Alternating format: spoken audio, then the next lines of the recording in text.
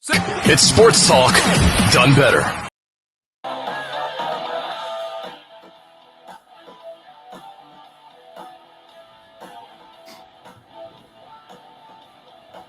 What's up, everybody? Welcome into the Front Yard Fantasy Morning Show presented by Better Sports Network. I'm your host, Simon, joined as always by my super enthusiastic and hyper awake co-host, John Luke Garofalo and Coop, aka Coop A Fiasco. What's up, boys? What up? What's good, dude? Good morning. Coop, you feeling all right? I'm feeling phenomenal, dude. Especially now that Craig's in the chat, dude. Craig, what up? Craig's in the chat. Good morning, Craig. I see you in the chat. I also see the boss man himself, Matt, in the chat. Better boss. That name in there is really helping. He's getting that emoji game figured out. And we got Maria in the chat as well. Good morning, guys. Good morning, everyone. And welcome into the Front Yard Fantasy Morning Show. We are here to start your morning off with some energy, with some sports talk, with some fantasy, and probably a little bit of nonsense that just happens to come up. A few poop jokes, you know, here and there. We'll maybe some Grimace talk.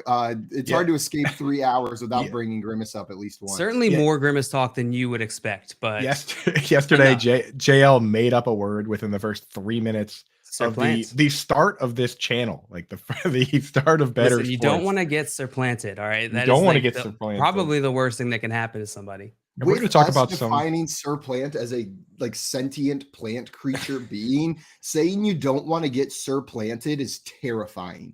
Like that's just like you're about to get supplanted. Like I just imagine him walking up, like vines going crazy, and he's ready to go. Hit him with a double supplant. Boom! I hate when that happens, bro.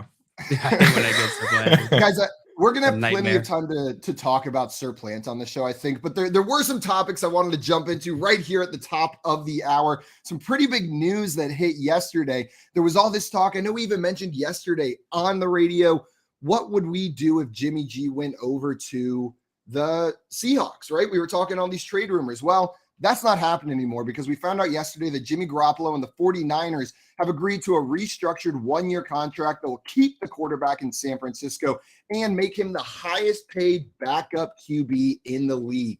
Now, I've seen different takes on this. I've seen, okay, this should inspire confidence in Trey Lance. They're giving him backup money, but I've also seen the highest backup in the league. Like, does this make you nervous for Trey Lance? Coop, I wanted to come to you first on this one. What does this mean for you? What do you think this means for Trey Lance, for Jimmy G, for these 49ers?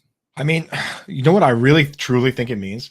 I truly believe that it means that no team offered them a pick that was high enough to be comparable to a compensatory pick that they're going to get back just by letting him walk at some point. You know what I mean? So now that they've done it this way, where he's on a one-year deal and he gets to walk next year and somebody signs him, let's say they sign him to even a mediocre contract, like a CJ Beathard type contract. I believe they got back like a 4th or 5th round pick for CJ Beathard. If he walks next year and he gets a better contract than that, they could get a 3rd round compensatory pick back. So I bet they just looked at it and said, hey, you know what? Nobody's going to give us the pick now. Let's just give you some money. Trey Lance is a mobile quarterback. He broke his finger last year. Jimmy G is a mobile quarterback. You want to have extra guys. I really think that's how it shook out. It was just more business than anything else. As boring as that is, and we're trying not to be boring at 7 a.m, but that's really what I think. So you're not going to come in here and say Trey Lance is in trouble. He's not ready. We're not getting that take from you this morning. I don't think that's the case, man. I think it's just, they want to get back the best compensation. So they're not going to trade him for a 4th if they could keep a backup this year and then potentially get a 4th anyway. Makes sense. JL, what about you? Does this make you nervous for Trey Lance at all? No, I think Coop hit the net. Sorry, as I started playing the broadcast in the background, so Coop started talking, and I thought he was talking to me, but it was Coop from like 15 seconds ago. Really tripping me out there for a second. From the past. Just keep opening those windows. Made that point, Coop. Yeah. Keep opening those windows and see how many times you can get it going. Like like looking into 100 mirrors. Yeah, 100 mirrors of Coop. It's terrifying. I think Coop hit the nail on the head with the fact that they just didn't get an offer that was enticing enough. I forget their GM was on one of the preseason broadcasts and was like, yeah, hope we get a whole lot for Jimmy G. And he's just like, what are the expectations? I don't think there's really like a market there. There's probably like 1 or 2, 3 teams really that would even be in the running to trade for him. So I think it's fine. They're just going to have him as a backup. I I'm disappointed, not because I was necessarily excited for Jimmy G to be on another team, right, as Jimmy G, but what I was excited for, some of these teams with fantasy relevant wide receivers, tight ends, I was excited for Jimmy G to end up on one of these teams where maybe it would elevate a DK Metcalf, a Tyler Lockett. It would elevate an Amari Cooper or something like that. Like I was looking forward to that so that we could maybe talk the difference in fantasy for these guys like DK Metcalf, Tyler Lockett, if you went to the Seahawks, but we're not going to get to do that anymore. Instead, Jimmy G's pretty much irrelevant for fantasy football this season. And I'm with you guys. I don't think this affects Trey Lance at all. Trey Lance is the starter for that team. And they gave him backup money, like Jimmy G getting backup money in this situation. You guys nailed it. This is a business decision. And Trey Lance is going to be the guy there this year, unless he gets hurt. We did have some team movement, though. I know one of the sweethearts for fantasy football last year has found himself on a new team. He was maybe the most disappointing of those like hyped up guys, but LaViska Shenault Jr. is no longer a Jaguar. He is getting traded over to the Panthers, a new playmaking weapon for the Panthers, for Baker Mayfield in that offense. JL, does this reinvigorate any excitement for LaViska Shenault or affect your perception of other players on that Panthers offense? Coop, let me ask you, would you rather have LaViska Shenault or T. Higgins? That's a little too hard hitting for this time of day. I know. We just started. He's easing us in at 7 a.m. Hitting with you with the heat. Give me Viska. Yo, the heat. Now, give me Kirk Cousins. Give me Kirk Cousins over Viska Shenault, that's for sure. And that's the only player that I will allow that to happen with. I just want to hit I'll something mark in real the quick. rankings. I said LaViska, and within 0.2 seconds, he has never commented in the stream before. We get G-Min J in the chat saying, "Did someone say Viska?" It's like he's got like a bat signal. Anytime anybody's sense. Talking about Viska, he just shows up. Tingly. He knows when it's happening. He's Viska guy. He gets his J tingle. Yeah. Also, Craig in here say, "Dear 49ers, I'm not mad at you, just disappointed. We will talk when I get home. Love, Simon." Yeah, 100%. You hit it on that's exactly how I'm feeling. But JL, besides the T. Higgins, LaViska Shenault question, you feeling good about this move? Bad about this move? I mean, it's a move, right? Like LaViska Shenault has pretty much been left for dead fantasy wise. So he's going to the Panthers. Yeah, it's a new opportunity. I'm not particularly bullish on him this season. He's going to be in that Baker Mayfield offense, and I don't even know that he's going to be the wide receiver 3 on that team. So I guess for Viska truthers, this is really good news.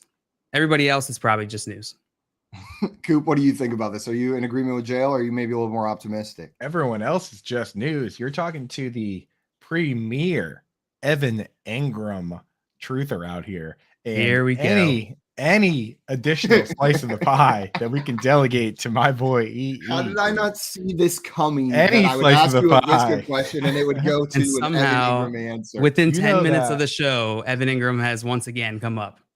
Once again, dude. Yeah. Once again. A little bit late, though, I feel like. It took me eight full minutes for him to come up. But I'm just saying, Viska Shenault quietly had the least efficient 100 target season that we've seen in a while. It might have been a 100 target season, but I mean, it's just less competition for Evan Engram, less competition for snaps. You know what I mean? Because if the guy's on the roster, you have to mix them in, right? And that comes at the expense of guys that play the slot, and that's Evan Engram, right? So we want to see for tight end production, you want to see him lining up in the slot. The less of those guys they have on the team, the better. So I actually do think it's a little plus for him. It's a plus for Christian Kirk. Pretty much everybody there.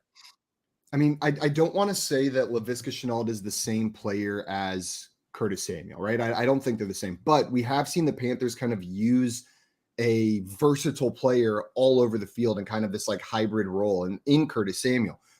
Whenever he was drafted by the Panthers, took a couple years to get going, but he had seasons of over 100 targets, 97 targets the year after that before he went over to Washington. So I think this is an offense, a team that may know how to use LaViska Shenault better. I'm with you. This is an upgrade. And then Coop, I was excited for Evan Engram, but you're getting me even more excited. It's hard to imagine. The path gets clear every single day for that man to do Marvin Jones next. Get him out. Get him out. One by just one. Sitting there refreshing the Jaguars Twitter every single day, looking for that info. Coop's in Jacksonville right now, just one by one taking off. different Jaguars so that Evan Ingram can succeed. Dude, the funny thing about that is that there's this guy, I think his name is Cyril Jones. He's a big Evan Ingram. He's awesome. There's this guy, his name's Evan Ingram. I'm a huge fan. No, it's this guy, Cyril. I gotta pull his name up, but he is like one of the best beat writers, I feel, for camp, because he'll go and he'll do the legit play-by-play of every play in camp. So all offseason, I'm literally sitting there. I'm like, what? I passed to Dan Arnold? Are you kidding me? Like, just in routine practices during the week. Yeah, but check that guy out. Just type Cyril Jaguars beat writer. He kills it in the offseason. Absolutely. Guys, one more topic that I wanted to hit on here right now. And Coop, I know you and I were talking a little bit before this. You said you had a little bit of something to add over here. So the Vikings, it's reported that they are listening to trade offers regarding their running back, Alexander Madison, who's been one of the most productive backup running backs in the league. One of the guys that I know, you get Dalvin Cook, people are tempted to go grab Alexander Madison. So we've seen some talent from him. What are you thinking about this move? Do you think there's any validity to these rumors that they're accepting trade offers for him? Do you think he's going to move? And what does that mean for him and the other pieces on this Vikings offense? Yeah, so in fantasy football, I don't like grabbing my own handcuff unless it's dynasty where it's like you have crazy roster depth or whatever. But I don't like grabbing my own handcuff. I like taking other people's. Alexander Madison was the lone exception to that. He, in my opinion, was the last pure handcuff where every time Dalvin Cook has gone down, he's come in and put up RB1 numbers at times, right? So this situation here, even the idea of it likely means that's over, that they like the other depth they have on the roster. If Dalvin goes down, it might not just be Alexander Madison like it was in the past. I mean, it's a new coaching staff.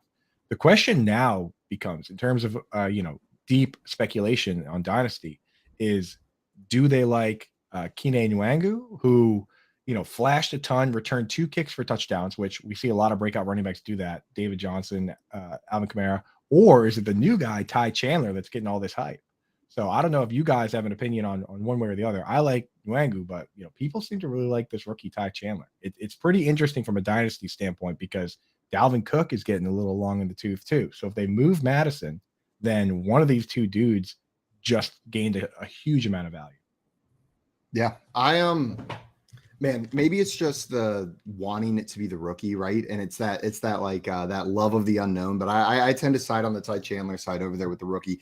But like you said, there's some serious uncertainty in who that's going to be, and we'll probably get a little bit more clarity because it's not like the Vikings backup running back doesn't have a role in this offense. Like if Alexander Madison is moved, I imagine we'll figure it out pretty quickly early into the season, weeks 1, 2, 3, who their preferred backup guy is, who's coming in for relief work from Dalvin Cook.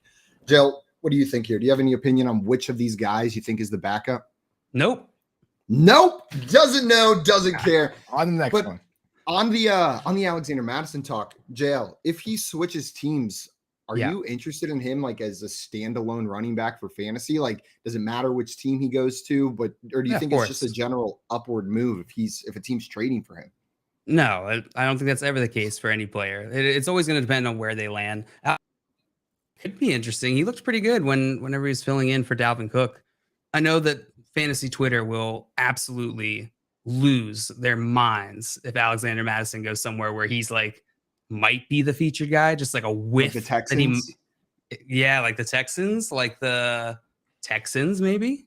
Yeah, I mean, could be the Texans. Yeah, the crazy thing about Alexander Madison and those guys is that Alexander Madison is somehow the youngest of those three. He's younger than Kene Nwangwu and the rookie. He was drafted super young. One of the youngest prospects coming out. He's actually only 16 years old right now. He's only 16. Yeah. Same age as Jason Tatum. So yeah. It'll be pretty interesting. He's got a lot of tread left because he didn't start and he's still young. So he's in terms of the wear and tear Twitter, he'll actually, he's still a pretty good dynasty asset. Jill, what I want you to do in the garage. I want you to get just super, super invested in the idea of Alexander Madison on a new team as a lead back, similar to what you did with Tevin Coleman, and like just go all in on that. Like as soon as he gets that new contract, as soon as he's on a new team, and then just have to live with that as it doesn't quite pan out the same way. That's what I'll do what I did with Tevin Coleman, and I'll trade Austin Eckler for him. Okay, yeah, if you could do that, that would be perfect. Oh my God. You're that one's 2 days in a row, JL. You're gonna get us canceled if you keep I know. you know what? Maybe I'll wait till day 3 or 4 to throw out some of my absolute worst. You guys fantasy do trades not I believe what started JL playing said on the Dynasty. radio. Day 1, Baker Mayfield over Kirk Cousins. Day 2, trade Austin Eckler for Tevin Coleman. Yeah, and that's his advice now. Right now, that's what you should do. Right now, 2022, August 30th. Tevin Coleman, Dynasty running back number 1. I stand by that trade. I see a comment in the chat from Joey Wright in here. I'll hit some other ones, but Joey Wright, what's up, Joey? But Coop, this one's for you. He said, I took Evan Ingram in the 16th round of my keeper home league, and I shouted Coop's name as I hit draft. I do that every night in bed. That's amazing. Extra points if no one has any idea who I am. Yeah. Right before bed. I have no idea why I just yelled Coop. It just came out of me. I have no idea who that is. Anytime anyone smacks my butt, like I'm playing basketball, Coop just comes out as soon as they hit it. It's like a hound dog. Start howling every single time. Read Skeeters from the chat. That one would be. That was the one I was going to bring nightmare. That's a nightmare. That was the one I was going to bring up. Eagles calling it now. Coop, why would that be a nightmare? What would that do? Skeeter, you dog. Already a nightmare. Like he picked a team that has a between the 20s back in Miles Sanders, who's pretty good, and then they have a goal line type guy in Boston Scott, and they have a pass catching type guy in Kenneth Gainwell, and they have a quarterback that vultures every goal line touchdown. So the perfect thing that they would need is just to have a completely well-rounded back jump into that mix. That would be a fantasy football atom bomb, dude. What are you doing, Skeeter? Like at the beginning of the offseason, I felt like I was sitting there drafting Miles Sanders, and I was like, what's wrong? He's so good. Whenever they gave him the work, he killed it. And then as the offseason went on, I was just like, I can't do it. Yeah. I can't do it. I have zero trust in this Eagles offense to use their best running back in the best way possible. Kenneth Gainwell's going to get those touches. Boston Scott's going to have 8 freaking touchdowns this year. Those touches. He's about to get those touch dids. He's about to get those touch dids. I'm going to get my touch did on, baby. And Skeeter said, listen, man, didn't say it's the best place. Just saying that's some stuff the Eagles He hit you with the listen, man. Listen, man, it's too early, all right? He's like, I'm not the one writing these rules. I'm just the bearer of the bad news, guys. I love when people bring that stuff up because it's something that definitely, Skeeter's 100% right. That's such an Eagles move, right? Just to do that, Dallas Goedert gets a single breath of fresh air in fantasy football, and they're like, let's just trade for AJ Brown, just. Maybe we're getting some clarity at something with the Eagles, and then it's just gone. The only clarity you have is Jalen Hurts is going to be a monster, and that's about it on the Eagles offense. But on that note, this is something while we're here, I just wanted to hit on it. Coop, how do you feel about AJ Brown in this new offense? I know I've talked about it with JL a little bit, but do you have excitement for him? He's going from a low passing volume offense to a low passing volume offense, but there is a Devon Smith here, a guy who almost hit 1,000 yards last year, coming into his stride, rookie last year. Do you think AJ Brown's the de facto 1 in this offense, and is it an upgrade or a downgrade for him? Yeah, I mean, I mentioned it yesterday where these teams that have the two wide receivers and the tight end, the instances where all 3 are high-end fantasy assets are few and far in between. There was the Peyton Manning 2013. Last year, people point at, say, the Bucks, right? And say that, they had injuries, but at times they were able to have 2 and a, two wide receivers, and Gronk was tight end 7 or whatever he was. But when you really think about it, Tom Brady led the league in attempts, yards, and touchdowns. So for you to project that out, you got to have that kind of thing. So there's really 2 camps, in my opinion. There's the camp that AJ Brown is the dude and everybody else is just kind of meh, or the camp that everybody gets even targets. And, maybe in that case, the tight end is worth it, but everyone else doesn't hit their ADP. I'm in the camp that I think that AJ Brown is a superior talent to the rest of those guys. I'm still kind of interested in him, but I'm not drafting any Devon Smith. I mean, JL, do you have any interest in Devon Smith at his ADP, or? I don't know his ADP off the top of my head. I can pull it up for you right now if you would like. Pull up NFFCs. That's what I got. Devon Smith on NFFC is going 77th overall, pick 80.4. So which round is that? Let me do some quick math. That's in the middle of the 7th round we've got for Devon Smith. Other receivers going around him, DeAndre Hopkins, Adam Thielen, and Hunter Renfrow are the 3 receivers that go right before him. And then after him, we've got Drake London, Brandon Ayuk, and Christian Kirk. So that's the range he's going in. Yeah. I'm I am interested in him at that price. I think that's right around where he belongs. He had a great season last season, and he's a very talented rookie. We talked about him a little bit earlier in the week. There are definitely concerns with AJ Brown being there in that low pass offense. I'm sorry, that low passing offense. Coop, wake up time. What? I mean, that wasn't Coop.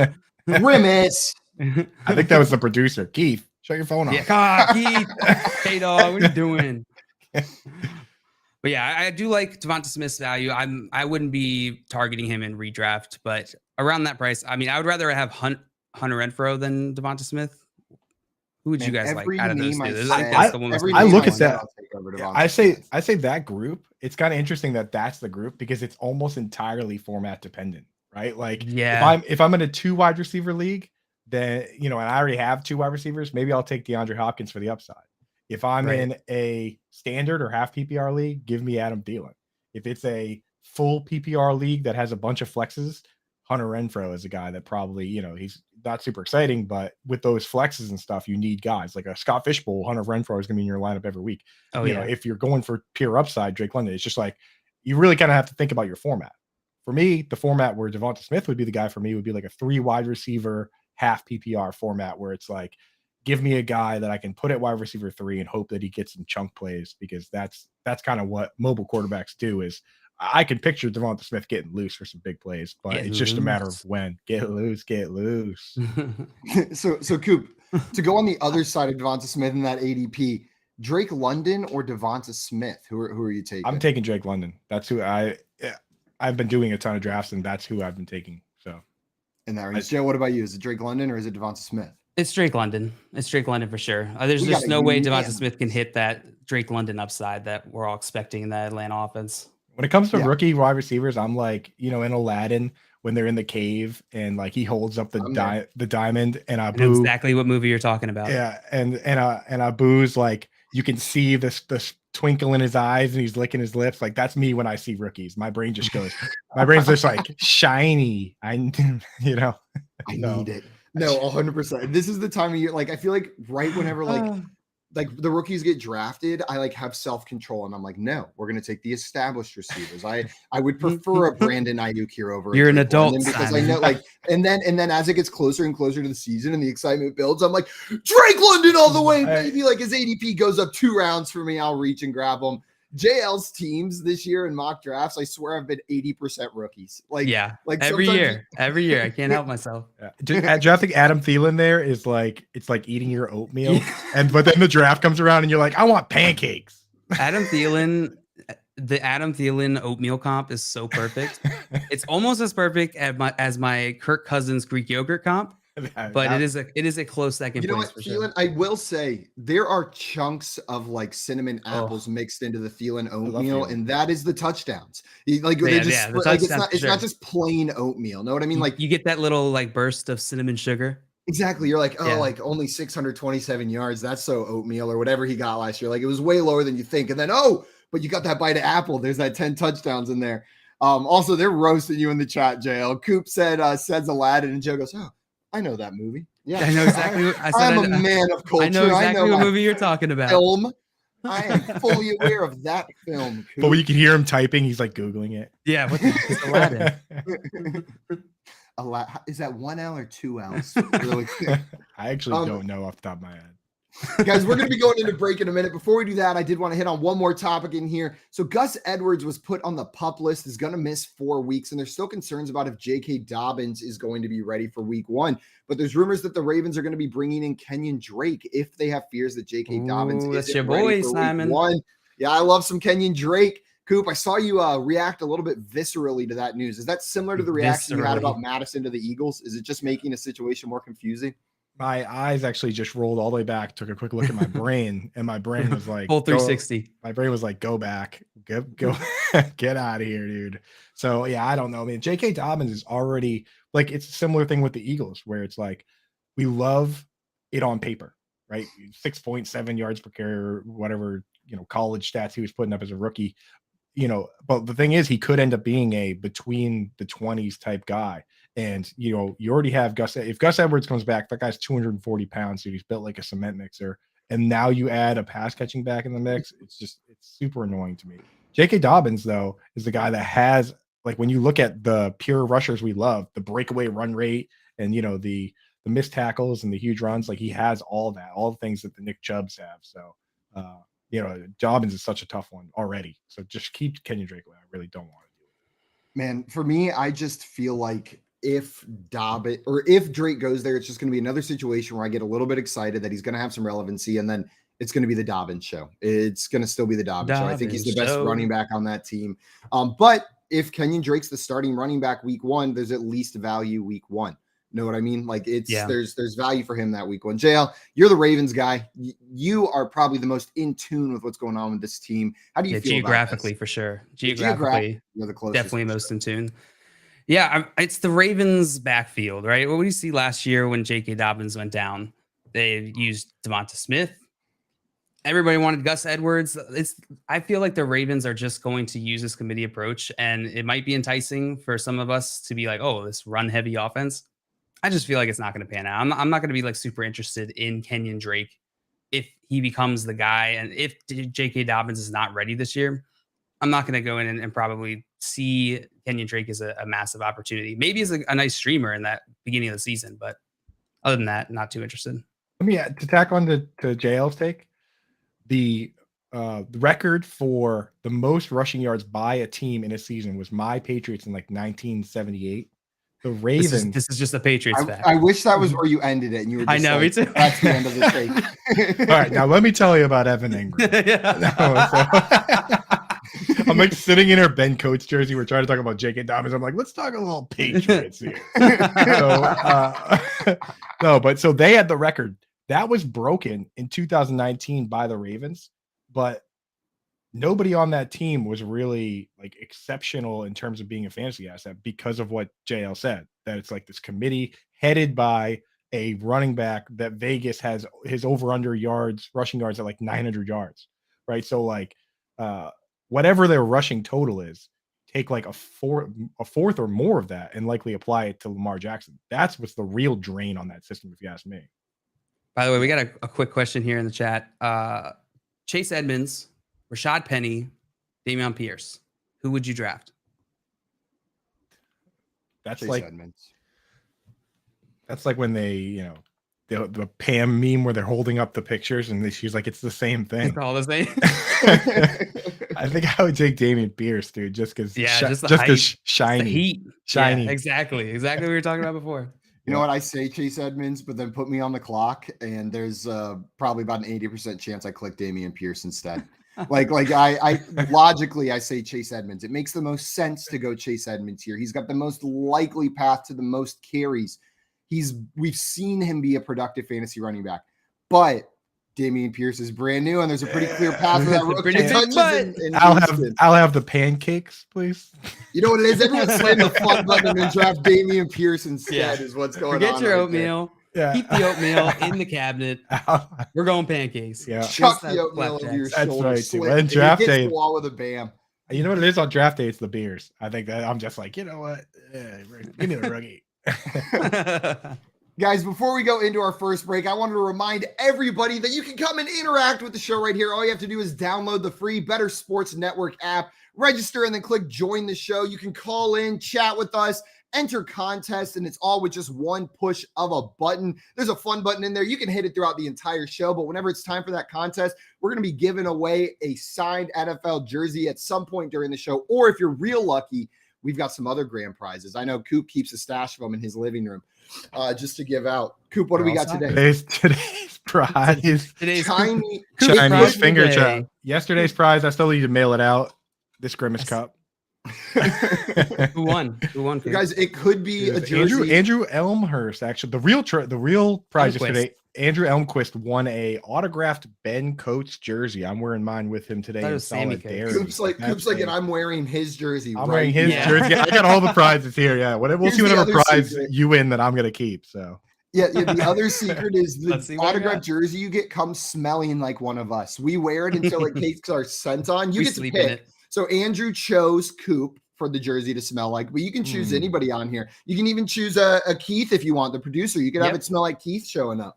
Oh, just let us know. I love my key smelling jersey. Such a good. Oh yeah, honestly, such a good purchase. Possessions. The only problem is I can't put that one in a shadow box because then it just captures the smell. Yeah, all the sniffs. I can't go up and sniff it. Guys, we are going to go into break really quick. Whenever we come back, we've got our friend Eric Romoff joining the show. Then a little bit later, we've got guest Kevin Bartini coming on, and we're going to play a new game we're calling Hypothetically. There's going to be some contests at some point during the show, so make sure you stay tuned. At any point, we could be giving away that NFL jersey or that Chinese finger trap. And then we've got our friend Shuli Egger joining us a little bit later. And some more hot topics we're going to be covering for you. So make sure you stay tuned. We're going to head into break, and we'll see you guys in a couple minutes. Yeah. Work. Collectible moments. Everybody up here at U.S. Cellular. Sox 5 runs, 6 hits. The 2-1 to Bartlett. Swing shot to short. Ramirez has it. Throws. Bartlett picks a perfect game. His second no-hitter. People going crazy here at U.S. Cellular. He's mobbed by his teammates. A perfecto. Now there's a steal by Bird. Underneath the DJ. Lays it in. Right up 1 second left. What a play by Bird. Bird stole the impounding pass. Laid it up to DJ. DJ laid it up at him.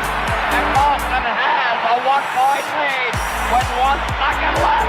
Out of the I formation on first down. Peterson to carry, looking for running room on the right side, has it to the 25, across the 30, across the 35, and out of bounds at the 40-yard line. Adrian Peterson has just gone over 2,000 yards for the season, the 7th man in NFL history to cross the 2,000-yard mark. Well, a thundering ovation for number 66, Mario Lemieux. Just the emotion I'm sure Mario is feeling in this place. You don't appreciate something until it's gone, and it's so great to have Mario back. Yager turns around. Over to Lemieux. Mario Lemieux, his first goal in his comeback here tonight at the Mellon Arena. And the Penguins lead 3-0, and he is smiling like a butcher's dog. Mario Lemieux. Oh, the band is out on the field. He's going to go into the end zone. The Bears have scored, but the bands are out on the field. Pearson moves in front of the STP Dodge. Petty comes back to the inside. They almost touch as they move down low in the banking. They're going to be side by side as they exit the bank and head for the finish line. Richard Petty goes back in front. They both spin. They're in the wall. Petty is sliding, slamming into the wall. He's coming down toward the finish line. Will he make it? Pearson is still running. The winner is car number 21. An amazing finish. Richard Petty's car demolished in the front end, as well as car number 21. An unbelievable finish, a terrible crash. David Pearson has won the Daytona 500. Leitner catches, comes down, dribbles, shoots, scores! Christian Leitner has hit the bucket at the buzzer! Pitched by Downey, swinging, there's a drive into left center field. That ball is going to be out of here. It's gone. It's 7-15. There's a new home run champion of all time, and it's Henry Aaron. The most valuable player is Magic Johnson. 42 points, 15 rebounds, and 7 assists. He starts at center, plays forward and guard, and leads the Los Angeles Lakers to a world championship 123-107 over Philadelphia. Whether you collect sports memorabilia, fantasy championships, or winning bet slips, talk about it on Better Sports Network.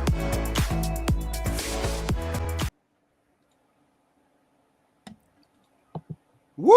What's up, everyone? Welcome back into the Front Yard Fantasy Morning Show. We are live here on the Better Sports Network. It is day 2, and joining us right now is our good friend Eric Romoff. He's going to be up here in just a second, and man, I'm excited to have him on. Eric, my man, thank you so much for joining us this morning. Have me on, guys. This is an ungodly hour. I have no idea what anyone is doing awake right now, but I'm happy to be here. We're talking football. That's what we're doing awake, Eric. We're gonna get you a little bit woken up right here. But guys, for those of you that do not know our friend Eric, come on. But I'll explain it to those who need the intro out of the loop. Eric is a contributor over at drroto.com and at Going for Two, and he is the co-founder of one of the greatest charity events in fantasy football, Pros with Joes. Eric, I know you can give it better justice than I ever could. You want to tell us a little bit about what Pros with Joes does? Yeah, there's no short version of this story, but I'll try to be concise. Pros with Joes, give us an extra long version. We are a charity fantasy football league. We're in our 3rd year. This year we have 56 teams, so 4 14-team conferences. I guess what's different about the construct that we operate within is that as opposed to pitting against one another, industry experts and everyday players, like a lot of charity or listener leagues do, ours brings people together. All 56 of our teams is a set of co-managers, a fantasy pro and an everyday player, a Joe, who donated to that pro's charity for a chance to win their way into the league. 100%. That's one of the things that I love about what this is doing is every person that's participating in this gets to pick a charity that's important to them. So you get an opportunity to play with a pro that you love. And then also you're in the process, you're donating to a charity that's important to them as well. It's pretty cool. And Eric, I just have to say last year's Pros with Joe's draft is one of my absolute number one favorite fantasy football memories. I don't know if you remember, we were on a big Zoom call with everyone in the league. And then what we did was me, JL, Josh, and then J-Wall won our league. So he was drafting with us. We had 4 people in there. All 4 of us were logged into RT Sports at the same time. And at the beginning, we were working together to make our draft picks, right? Like we were working together, but then one person crossed that line of trust and made one against the will of the others. And all of a sudden, it just like who that was. The Chaos rate at descended. which it devolved into pure pandemonium was incredible. Like it wasn't like it was like, okay, guys, let's get back on track. It was like, oh, this is war now. Every man for himself. And every single round, every person was just clicking the button as fast as they could to draft the player they wanted. So the team construction made no sense, but we were just dying over there. It was such a fun experience, like doing that. 4 of us just like racing to hit the button to see who would, which one of us would register first. I remember this part of our live draft. We all pile into Zoom, right? So 30 some odd people in there, and the 4 of y'all were on mute for the majority of the time, and literally it looked like laughing and joking, and all of a sudden there were like some like kind of squint eyes, like little bit of frustration, and before long, like serious. you could see alliances forming. There were like torches being extinguished. Like it just got savage immediately. It was wild. Yeah, absolutely. Friendships were ended. Me and you, we're like we get into it. There was a third Zoom call, is what you don't know. There was another one where me and J-Wall hopped into a third Zoom call to conspire against JL and Josh to make sure that we got our guy in that next round. But no, it was absolutely so much fun. And I think a couple of people here. I know, Coop, you are playing as one of the pros this year on Pros with Joe's. If you want to tell us a little bit about your charity and what you're playing for this year. Yeah, I played last year, and actually my dad won, which was awesome because I just had him come over to my place. We both sat next to each other on stream and, had a couple beers and drafted a team. It was super cool. This year I'm back in. I'm raising money for my buddy, Drew McDonald. He was actually in the Scott Fish Bowl at the Boston Live Draft, so a couple people from the industry had a chance to meet him. It was a lot of fun, but unfortunately he has a brain tumor that he needs to have removed early in September. So within a couple weeks, we don't know whether it's going to be cancer or not. They're going to do a biopsy, but we're raising money for him to help him pay for those medical costs. So if anybody, I'm going to tweet out the link or just go to proswithjoes.com, donate. You get a chance to play with me and you help a great cause here. Great dude who's super funny. So if you could jump in there, that'd be awesome. If drafting Evan Ingram and supporting a member of the fantasy football community sounds like exactly what you want to do, then you're going to have to get in on this. It's a package deal. If you don't see the link whenever Coop posts it, just check out Front Yard Fantasy on Twitter, and we'll post it a little later. Absolutely. I see we have a question in the chat. And Eric, I'm going to throw this one to you. Craig in the chat wants to know, what is the threshold to be considered a pro? I was going to ask the same question. What if you're a Joe, but you're also a pro? Yeah, so we actually have this exact conundrum. FYF's Joey Wright is one of our pros as well. So he and I were kind of workshopping some kind of Dr. Seussian labels for this. It was like pros with Joes when Joe's the pro, and we couldn't really finish it out. So definitely happens. We've got some Joes in the mix as our pros. In terms of like the criteria, I mean, it's really just bravado. If you believe in your own mind that you're a pro, we'll take a long, hard look at you as one of our pros. What's the requirement for being a pro? Arrogance. Unearned confidence. Every single person I've ever not a pro. Every single person I've ever interacted on Twitter or Reddit with is a pro. is an absolute. Honestly, I'm going to be real, guys. The day I sent out my very first fantasy football tweet, I was a pro. Like, without a doubt. There was 3 followers, and one of them was my mom. But you know what? In her eyes, I had made it at that point. She hasn't followed me yet, so.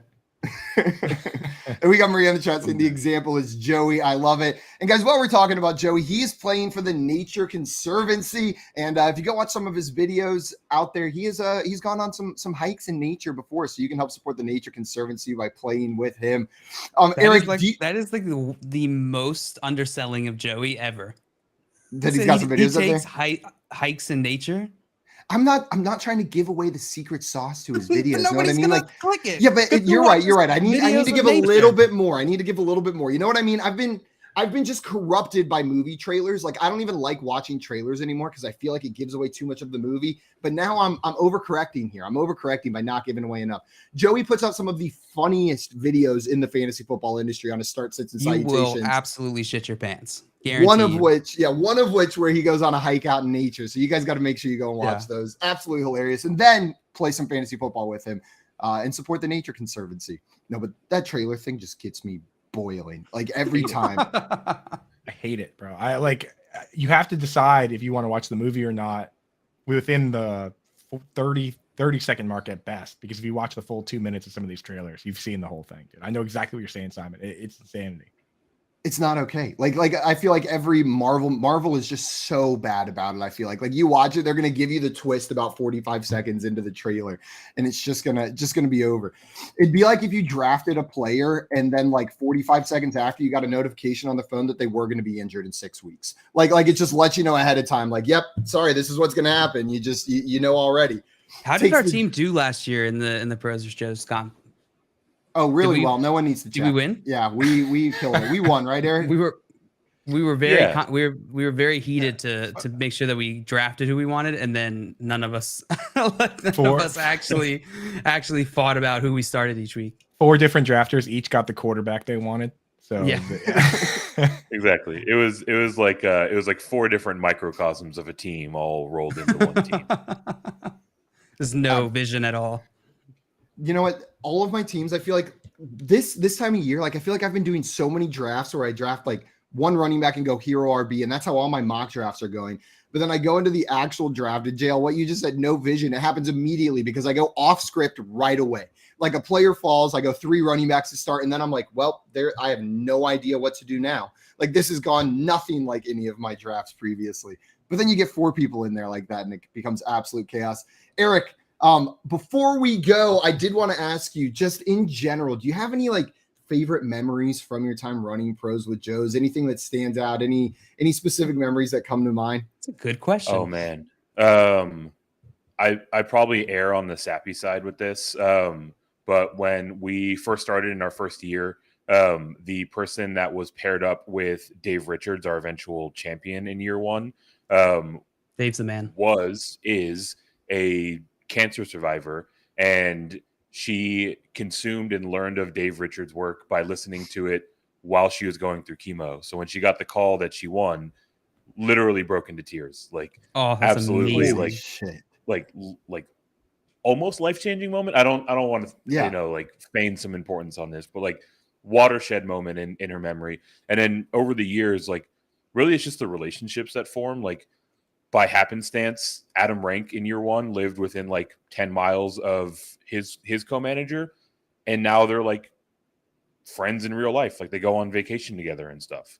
And like all these stories just keep coming. Like whether it's how pros help out their co-manager with their home leagues, whether it's just how they've got each other on text and they hang out all the time. Like those stories are the ones that really stick out for me.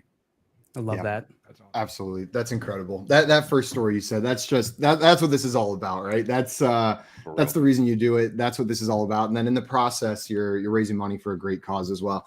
And man, Dave Richard, I just know what a good guy he is. That must have been just such an awesome moment for him as well to get to experience that, get to have that moment with a fan who wanted to play with him. Pretty cool stuff. Guys, oh, wait. Jay said the first story was good, then the rest sucked. Yeah, suck it, Rank. Not interested in your friendship. Just kidding. No, the rest of the stories were great as well. Just that first one hit a little bit different, Eric. Hit a little bit different. Guys, we are about to head into our next break. Eric, I wanted to thank you so much for joining us today, my man. Always a pleasure. Everybody go check out Pros with Joe's. Make sure that you're registered to play with some of your favorite analysts out there. Follow a Eric. full list of them. And guys, fantastic follow. Go follow Eric. He's on Twitter at FantasyNav. Truly an incredible person and an incredible fantasy analyst. So you get both whenever you follow him, not just one. Super. And if you're lucky, he sends you cute selfies in your DMs sometimes. And God, are they cute. Just unbelievable. Wholeheartedly endorse. You the man, Keep Eric. those DMs open. You never know. You never know. Eric, thank you so much for joining us. Guys, That's good advice. We're going to head into our next break. Following this break, we got some more football talk coming for you. Duh.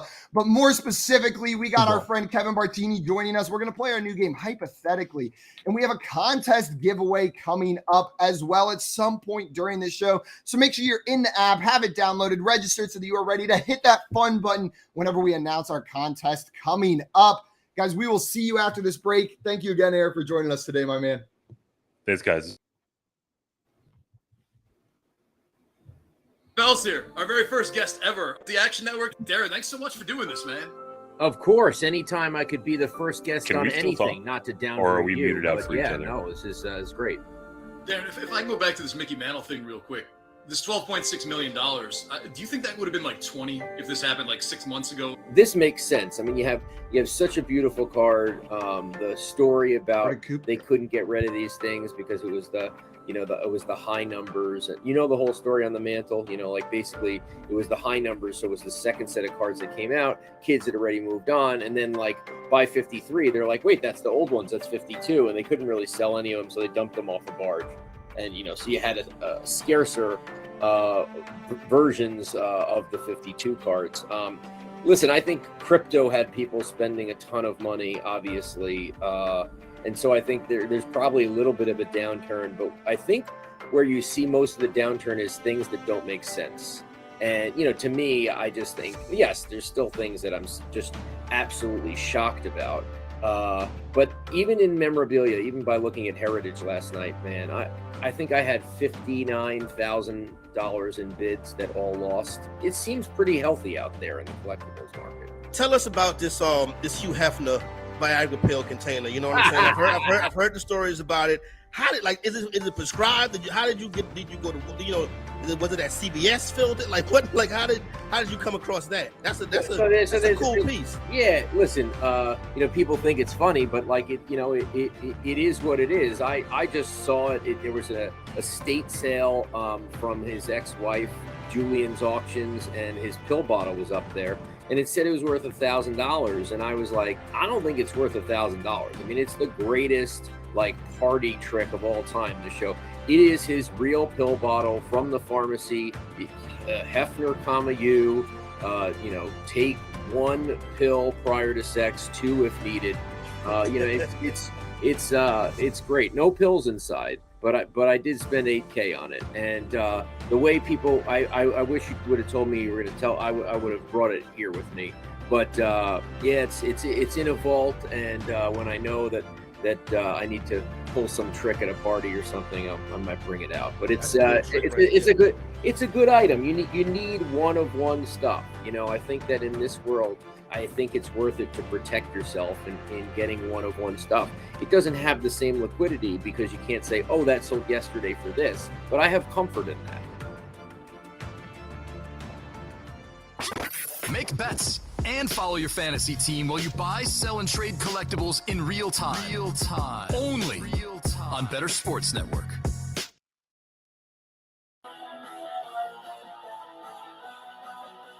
And we are back, everybody, to the Front Yard Fantasy Morning Show. Big thanks to Eric for coming on and talking with us about Pros with Joes. And guys, another reminder, if you want to play with our friend Coop, right here, he's right here. You can see his face right here. If you want to play with Coop, you can go sign up on the Pros with Joe's website. You can also play with some other members of the Front Yard Fantasy family. I mentioned before Joey playing with the Nature Conservancy, but we also have our friend Jay, G-Man Jay, playing for Kids Play, which is an awesome charity that provides video games and entertainment for kids that are in the hospital with different illnesses that keep them bound there. So that's an awesome, a really awesome cause, and you get to play with our friend Jay. So he's a Giants fan, but he's pretty cool. So you can go play with him over there. Guys, I got a question for you. There's some news that dropped, and I wanna get into it a little bit. And this is going to bring up an additional topic that maybe wasn't the intention of what we're going to talk about, but is a hot button debate. I feel like people get really up in arms on one side or the other. So the Cowboys quarterback, Dak Prescott, hinted at a new role for Tony Pollard in 2022 and recently praised Pollard's ability as a receiver. And while I want to talk about Pollard and what this means for him from fantasy, but I feel like we can't talk about Pollard without talking about Ezekiel Elliott, which is the player that I think is one of the more controversial fantasy players this year. But Coop, let's start with Pollard. Let's start with what this means for Tony Pollard. Does this elevate him at all in your rankings this year? Does this make you think about him differently as we're going into the season as maybe an RB2? Yeah, I mean, I think it does. This is probably the year that I've been the highest on Tony Pollard, just typically because I am a big Zeke guy. I believe in his ability. We'll get to Zeke, but if the problem with Pollard is that he doesn't play the pass downs. Zeke played double his pass snaps last year. He doesn't get the goal line. Zeke got 17 goal line carries to 3 for him. So even though he's exciting and he has all the behind the scenes metrics we like to see, it's a little bit of a change of pace between the 20s type situation. Now, if he's going to come in and actually legitimately play slot snaps, which if I had a nickel for every time they told me a running back was going to play slot and then he didn't, you know what I mean? Like, it rarely happens, but there is a possibility that he could have like a JD McKissick type season where McKissick got 100 targets playing slot and playing running back. And, that year JD McKissick was a very good fantasy asset. So to me, Pollard is definitely towards the top of that handcuff plus tier where he's a guy you could probably start in the flex. And if the starter gets hurt, he goes to the moon. Like AJ Dillon is probably his only competition to be at the very top of that tier, right? Yeah. And guys, he is currently being drafted 81st overall, according to NFFC ADP data. That is probably, if I can figure this out, if I can do the math real quick, that's in the end of the 7th round. So is that a value you're comfortable drafting Tony Pollard at, Coop? Yeah. I mean, it really depends on my roster build. Like I'm not going to draft him if I have Zeke because I hate whenever I have Nick Chubb and Kareem Hunt, the few times I have, it just doesn't feel good to start both of them. You feel like you're capping yourself. So I don't like drafting those guys on the same team, but I'll take Tony Pollard by himself as an RB3 and I'll take Zeke by himself as an RB2. Yep. JL, what about you? Are you drafting Tony Pollard at that cost, especially with this news coming out, the talk coming out of Dak Prescott?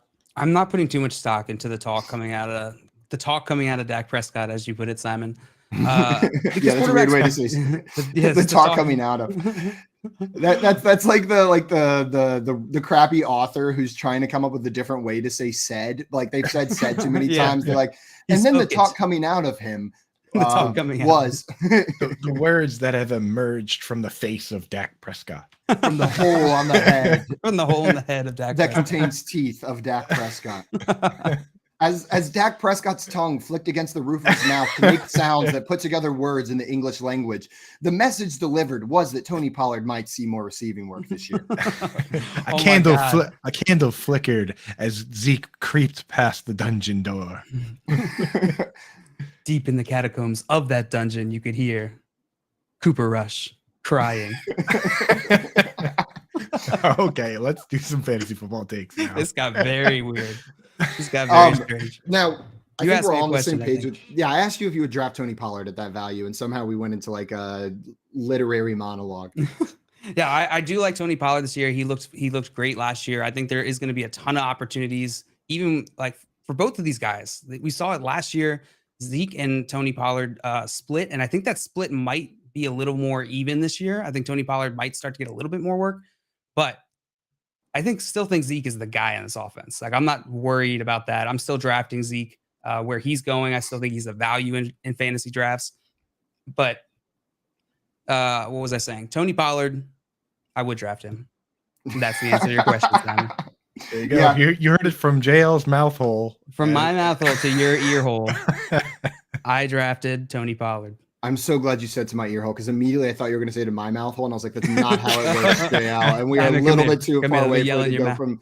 Come here. Let me yell in your mouth. Yeah, that's how you know it's good fantasy analysis. It has yell your analysis straight into my mouth. That's the easiest way to absorb it. That's how I hear. Perfect. Guys, but on that note, Joe, you brought up Zeke here, and that was one of the players I think that I wanted to talk about here. As soon as we said his name, we got a hashtag fade Zeke in the chat coming through.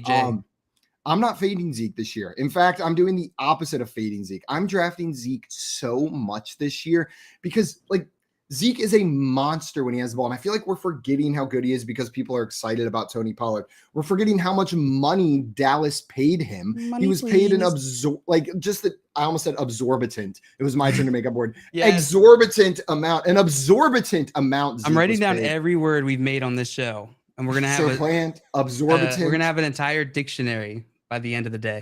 The Front Yard Dictionary. It's all words. It's nonsense. People are just going to look at you like this every time you say Oh my them, God, that's such a good idea. And then we can make like the sentences just like goofy. Yeah, and everyone will know kind of what they mean. Devontae Adams supplanted and Hunter Renfrow. But I'm taking Zeke this year. Coop, I saw you nodding along. Are you in agreement about Zeke? Do you think he's still got it? Is he going to be the guy? I'm in, man. I'm in. I mean, he's been working out the last 2 years with this guy, Josh Hicks, 300 Guru on Twitter. That's Hunnid, Hunnid. And this guy is a running back guru. And last year he got Zeke in shape to the point where Zeke was rattling off, 95 yards and 2 touchdowns, 143 rushing yards and a touchdown, 110 yards and a touchdown. And then he tore his PCL, right? He also last year recorded his fastest on-field speed since 2016. So Zeke was ready to play last year. And over the last 2 years, when Zeke was playing with Dak, in 2020, people forget Tyron Smith only played 2 games. Zach Martin missed a bunch of games. La'el Collins got hurt. Like when all those guys were playing together, or even just Zeke and Dak, Zeke was scoring over 20 points a game. Last year before he tore his PCL, Zeke was scoring over 20 points a game. So all these people out there are just like looking at the end of season stats and talking about, points per game. He was only RB 15, blah, blah, blah. Well, he's going off the board as RB 16. You know what I mean? Sorry. That was G-Man J's voice there. That is his impersonation. G-Man J. It's not. I reacted like that because I thought he was here for a second. Spot on. Yeah. Fade Zeke, points per game. Yeah. You know what I mean? Like, dude, he was 15th in points per game. He's going off the board at RB 16. So like you're basically drafting, and that was with a torn PCL. So you're kind of drafting him at his floor, I feel. And I don't know about you guys, but pretty much every league I play in, you start at least 2 running backs. So RB 15 is in your lineup every single week, right? Yeah. Like the top 24 running backs are in your lineup every single week. So a player like that has a spot in my lineups. Absolutely. Yep. Joe, what do you think? Do you agree with Coop here? Absolutely. I absolutely agree with Coop. And, what we saw last year, I think a lot of the Tony Pollard hype was built off efficiency. He was super efficient last year. Now, I don't think Zeke needs to rely on that. But as Coop said, he was playing through that injury all last year. And he still found a way to put up fantasy production. And so I'm excited to see what Zeke does this year. I feel like we're a couple of years away from the Zeke cliff, but I know a lot of people are worried now. Yeah, and just for an update on ADP for Zeke, according to NFFC, he's being drafted 38th overall, which is right there at the beginning of the 4th round. So, Coop, is that an area where you think he's a value? Like, is that where you're happy taking him? Absolutely. The 4th round, you get a guy that you can start in your lineup every week. I mean, I just don't see the problem there. Of course, like if people want to say the arguments against him, everyone's like, I'm not taking him in the 3rd round. It's like, dude, you don't have to. You know what I mean? Yeah, at the 2-3 swing, if you really feel like if you're someone who starts with Justin Jefferson, maybe you do consider Zeke there. But most people that are picking at the beginning of the draft are taking Jonathan Taylor, Christian McCaffrey, guys like that. So you really don't need to take Zeke at that 2-3 swing. And then if anywhere at the end of the 3rd round or the beginning of the 4th round, Zeke is a pretty nice pick. I mean, it's like the other options in that range are guys that have certain uncertainty as well, like Gabriel Davis and guys like that. So I'm on board. Yeah, I think we're all in agreement on Zeke. Guys, about to join us. We have a special guest about to join us on the show right now. We've got Kevin Bartini coming up on the air. He is a comedian. He played Billy Jones on The Marvelous Mrs. Maisel, and he's a warm-up comedian on The Daily Show and The Colbert Report. Man, I am hyped to get him up here. I got some questions about The Daily Show and The Colbert Report. We got to get answered. Let's go ahead and bring Kevin on up here. And, man, this is a guest I'm excited for today. And this is Marvelous Miss Maisel's just such a good show. Such a good show. And Kevin, you're going to be happy to hear this, Coop. once Kevin gets over here. Kevin is a Patriots fan as well. So we're having another Patriots fan join the stream with us today. Oh my So God. I've never met Kevin, but now that I know that, he actually does sound super handsome and super smart. It's also really funny, and I bet he's super organized and probably punctual as well. Just based on what you just told me. Yeah, of course. Absolutely. So, he sounds great, to be honest. So at least you wore your Ben Coates jersey to flirt with him a little bit, right? I wore my Ben Coates jersey, and to anybody out there, I wanted to get this out there because I know on these shows we're going to talk about, besides nonsense and made up words, we talk about fantasy football. We're going to talk about some betting. We're going to talk about collectibles. Some advice for people out there who are looking to maybe get their first jersey, because I know it's a huge question, right? Like, who do I get? If you're going to go out and get your first jersey, I would focus on two things. One, I would potentially go for a legend of the team where that jersey, like, nothing can happen to it. I'll explain what I mean with that. The other is that I would get somebody who's been with the team and signed a second contract, preferably for a few years or some guaranteed money, because what can happen to you in, the jersey game or the collectible game is that these guys can either A, get traded, or B, sometimes they change their numbers. Like, think about it when recently they introduced wide receivers could wear single digit numbers. Like 10 dudes immediately changed their numbers. And then now you're wearing a jersey that has the wrong number on it. Like, that's just the worst. So, I mean, when I was a kid, this is why I'm scarred by it. And this is why I recommended it, is that when I was a kid, I was Patriots fan. I named my cat Curtis Martin.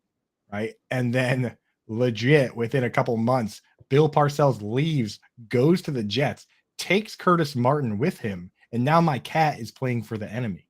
Right. So just be careful with your first jersey. Go out, get somebody like Ben Coates. Like, this jersey can never go stale. He can never go play for the Jets. You know what I mean? So take that advice. And when you're getting your first one, go with something safe. Then once you got a collection going, then you can start taking stabs and getting flashy with it. Coop, did you keep the cat after that, or did you get rid of it? I kept it, but I kept an eye on it too. Right. Like, I was of course, you can't just like let that thing be there. You got to keep an eye on it. He started being a little more sneaky. I swear to God, dude. I swear to God. Once he was a Jet, he was just like, he was so lovable before. And then after that, Eric said scampers. Coop, my very first jersey was a Joe Hayden Browns jersey. I got so excited when they drafted him. And then he went to the Steelers. And all of a sudden, I've got a Steelers player on my back, and it's not the same. And then, you know what my next jersey was? A Browns Baker Mayfield jersey. And now Baker Mayfield is over on the Panthers. So my prized possession jersey, besides the one sitting behind me now, is my William, the refrigerator Perry jersey, Chicago Bears. But there's a legend. I'm not a Bears fan, but I'm a Clemson guy, and that's not changing. He's the fridge always and forever. We don't have to worry about that going out of style right there. Exactly. Did you say it's right behind you? No, that one's not behind me. I said besides the ones behind me. Cooper and DJ Moore. No, I love that point you brought up, Coop. That's the whole jersey thing. We have Matt in the chat said, like my LaViska Jags tattoo. Yeah, that was probably the smartest decision you ever made, Matt. I love it. You just got to get it. You just got to get it slightly altered to be a Panthers tattoo now. Hey guys, there he is. We've got our friend Kevin Bartini on with us. Kevin, thank you so much for joining us on the show today, my man. Hey guys, thanks for having me on. How's everybody doing this morning?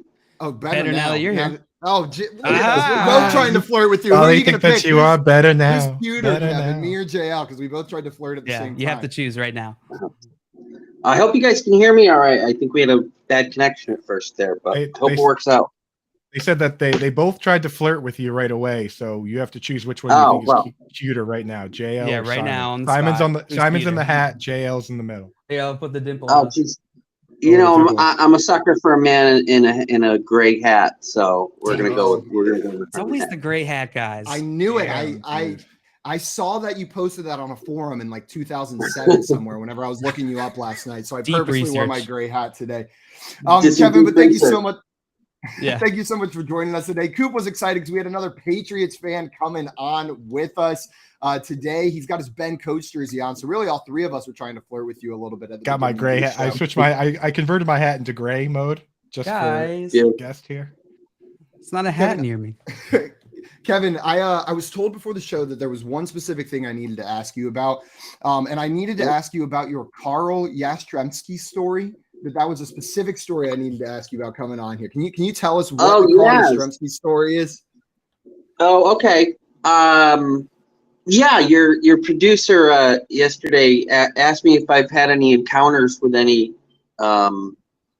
professional athletes in the past, and so I figure this goes back to 1991, and Carl Yastrzemski, who was center fielder, Hall of Fame center fielder for the Red Sox, a legend in Boston sports.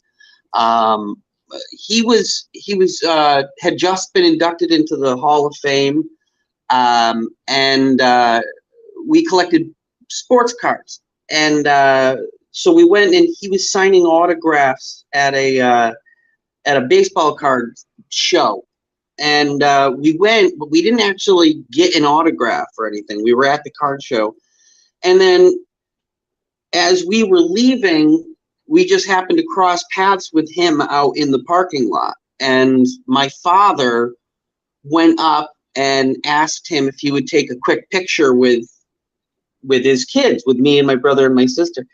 And Yaz, who'd just been working and doing this whole convention for a while, he was cool about it, but he was standing there and smoking a cigarette. And so the first thing he did is, there was the three of us in, and little kids, and he did the move where he just tucked one arm behind his back with the lit cigarette and the other to kind of go around us. The classic move. Which was such a cool move that I absolutely stole later in life and would use after a number of times after shows or whatever, with something flaming in my hand that I had to hide it from the camera. So anyway, so we get our picture done, and that's all great. And that next summer probably, Yaz came to do a hitting clinic for little leaguers in our area. So we went up to the local minor league field, and there was Yaz giving a clinic and teaching how to swing the bat and critiquing your swing, which was really cool now that I look back on it. Anyways, and so we went, and my father had brought the photo to try to get it signed because he was gonna, that was part of it. He was gonna do a bit of a meet and greet afterwards. Yeah. Which ended up getting cut off short because there was a big storm coming in. So we got through the whole clinic, and then they had to cut it short because he had to get out of there. He had, and anyway, so he leaves, and we're a little bit bummed. My father's driving us home or whatnot, and all of a sudden, my father has this realization that chances are, he knows where he can find Yaz, and he turns the car around. He turns the car around and goes reaching towards the local municipal airport, where sure enough, Yaz was sitting, and this is 1991. So this is long before anything ever happened where there was security at an airport, and especially these little ones. It was like a bus stop, and he's sitting with Silvio Conti, who was the congressman from our district at the time. And sure enough, their plane, they were not going to be able to go anywhere. So we come out, all of a sudden, it's just the two of them sitting in an airport hangar, again smoking cigarettes. And my father comes in with his kids barreling in again, and sure enough, Yaz is like very cool. Silvio was kind of a prick, but Yaz was cool and signed.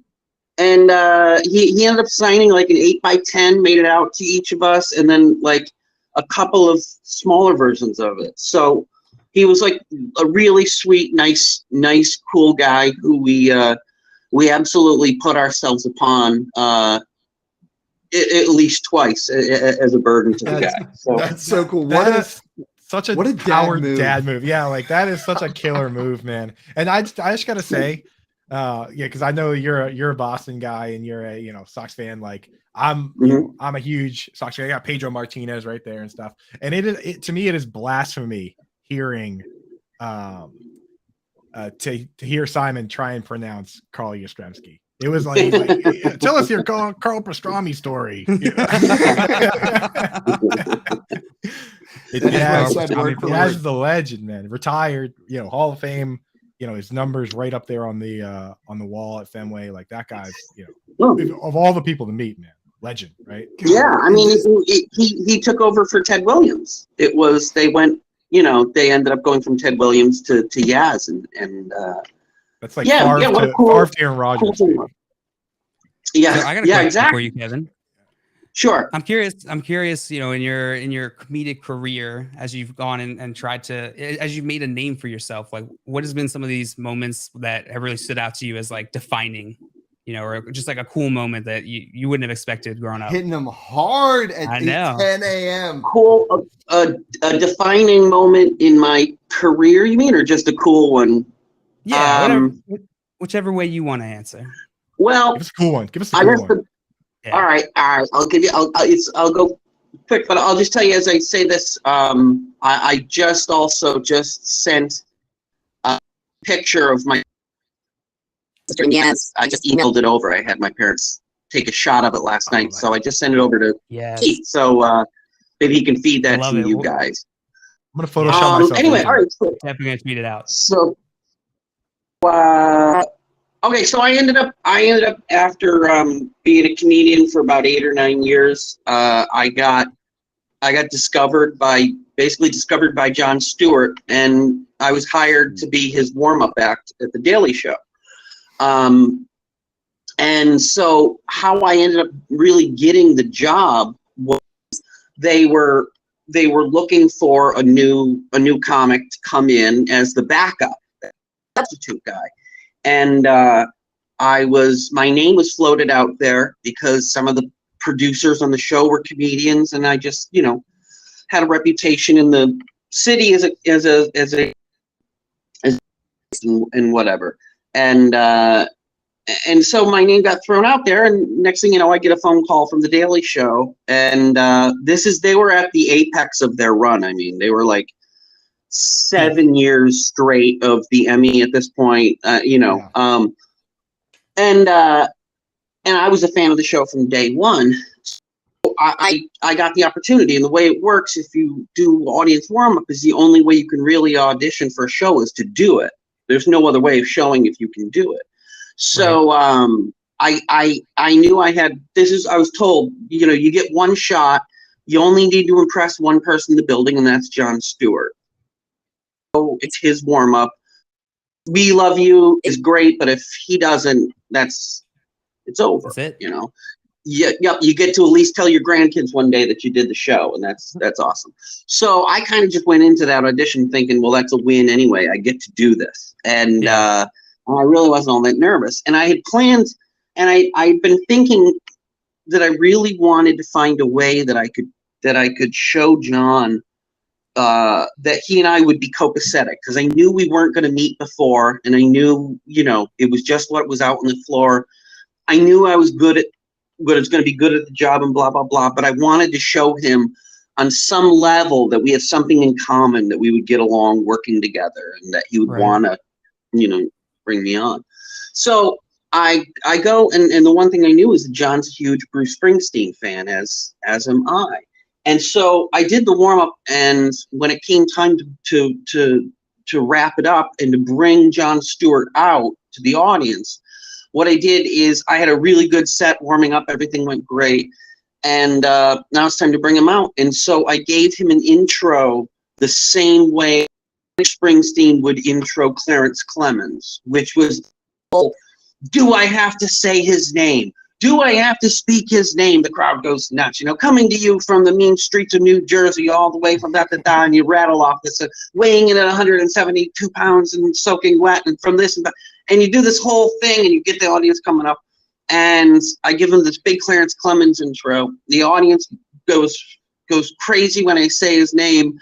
And what I didn't realize was his entrance music, whenever any warm-up comic said John's name, was the opening to Born to Run. So I give him the big Springsteen entrance. He comes out to Born to Run, crosses the stage. We never break eye contact. And he just is mouthing the word wow to me. And that, I got the job. That was it. Yeah. So that's part A. part B to that story is I would do the Clarence Clemens intro for John each and every time. Basically, it was a good gimmick that he done. And then Clarence died, and I stopped doing it because it felt weird. And Clarence died in like June or so, and that December was the last show of the year that I was doing, and the last show of the season, and it was the holidays, and it'd been a respectable amount of time. So just walking in that night, I just had a random thought, like, I'm going to do the Clemens intro for John tonight. It's my little holiday gift to him. I'm going to do it. And I just had that random thought, and I go in, and it's, stage manager comes up to me and says, Kevin, it's time to go, time to do your thing. Okay, I head out to the stage, and this is the only time this ever happened. On my way to the stage, the audience coordinator stopped me in my tracks and had never done that before. And of all nights, that night, the audience coordinator, as I'm going out, said, I want to give you a heads up before you get out there. Bruce Springsteen's in the front row. What? Don't point him out. Don't talk to him. Don't show him to the audience. Be cool. And it was the coolest thing. I had no time to prepare, no time to get nervous or anything else. It was just I was already being shot out the rifle, and I get out there and I run out, and you get the audience first things up and cheering, and everybody's going crazy. And sure enough, there, right in the front row, is Bruce Springsteen, and he's looking like you would want him to look. Like, for some reason, he was wearing like a motorcycle jacket and looked like a Madame Tussauds Bruce Springsteen. He was so cool. He was there with his son. Exactly how I wanted you to look. And yeah, it was just like a Madame Tussauds. And everybody's standing and cheering as I'm coming out, except for Bruce. He was sitting there, too cool for school, watching with his arms crossed. And I just turned and I looked at him square in the eye. I swear to God, and I was just like, come on, buddy. And he stood up and he got in and he cheered. And then I did 15 minutes of comedy and of warm-up and crushing, and just kept looking and just kept watching Bruce laugh the whole time. It was the coolest thing I've ever experienced. To this day. Completely disregarded the producer's advice to you of like, don't look him in the eye, don't call him out. You're like, come on, buddy. Bruce, what are you doing? Why aren't you laughing? No, I was subtle about it. I didn't point out who he was. But I definitely know we made an eye contact, and he saw me. I was like, no. I know who you are. We'll play by your rules, but you're playing by mine too, and we're gonna have a good time. And he was a lot of fun. I wish I could have done a little crowd work or talked to him or whatever. But but that was, how surreal. You would never have thought in a million years. That's the coolest thing. Like, think about that. Like, all the years of you watching probably going to Bruce concerts and watching him do his thing. And then now you're up there and he's watching you do your thing. That is wild. Yeah. And then I feel like you very much brushed over just like the lead up to this was, and then next thing you know, I got the call from The Daily Show in the peak of their career. Like that was just a side note in this story was and I got that call from The Daily Show, and it led to this really cool job on one of the greatest television shows ever. The hard part wasn't all before that. And then Bruce Springsteen showed up. You're like, and I'm like, we asked you, it was kind of like the highlight of your career or something cool, and you just kind of smashed both of those. Both of them like together, why did you even have to ask that? Like that question, that story answers all the questions. That covers all the bases, right? That one. That one, that's like, one of those things you can never take that one away from me. I've got that memory forever and had that opportunity. So cool. So happy about it. Now, Coop and Kevin, this might be a controversial topic, but Coop, I know you fall into this category. Kevin, I don't know you well enough to make this assessment yet, but you can tell me if you fall into this category and then maybe answer a little bit more about it. You guys are Boston sports fans. You're big into Boston, and there's that stereotype going out, Coop, and you fall right into it. You got that masshole vibe just rocking, Coop. What makes you a masshole? Is it just living in Boston? Is it supporting the Patriots, or is it like the guys who will fight you if you say Tom Brady's the second best quarterback of all time? Like what is it that defines you as that masshole? Or is it Matt Damon? Or is it Matt Damon? Is it something to do with Matt Damon? That's honestly a huge part of it, I'll say. That's what I thought. Kevin, you want to take this one, or you want me to throw my? I suspected. Yeah, man. First of all, yeah, I'm definitely a Patriots fan, but I wouldn't go so far as to call myself a Boston sports fan. I don't, I'm not a Red Sox fan. First of all, that's just that Yaz story is my only Red Sox story. My dad's just, into celebrity, really. It could have been anyone at that airport, as long as we could have gotten an autograph out of it. That guy, that could have just as easily been Jim Palmer or any other Hall of Famer. I'm not really a fan. I just want your signature because you got a lot of fans. 1,000%. No, you know what? I actually call myself. I'm from the Berkshires, which is Western Massachusetts. So, one of my comedy albums that I put out was called Western Masshole. So it's kind of a name and a term that I've kind of embraced. I'm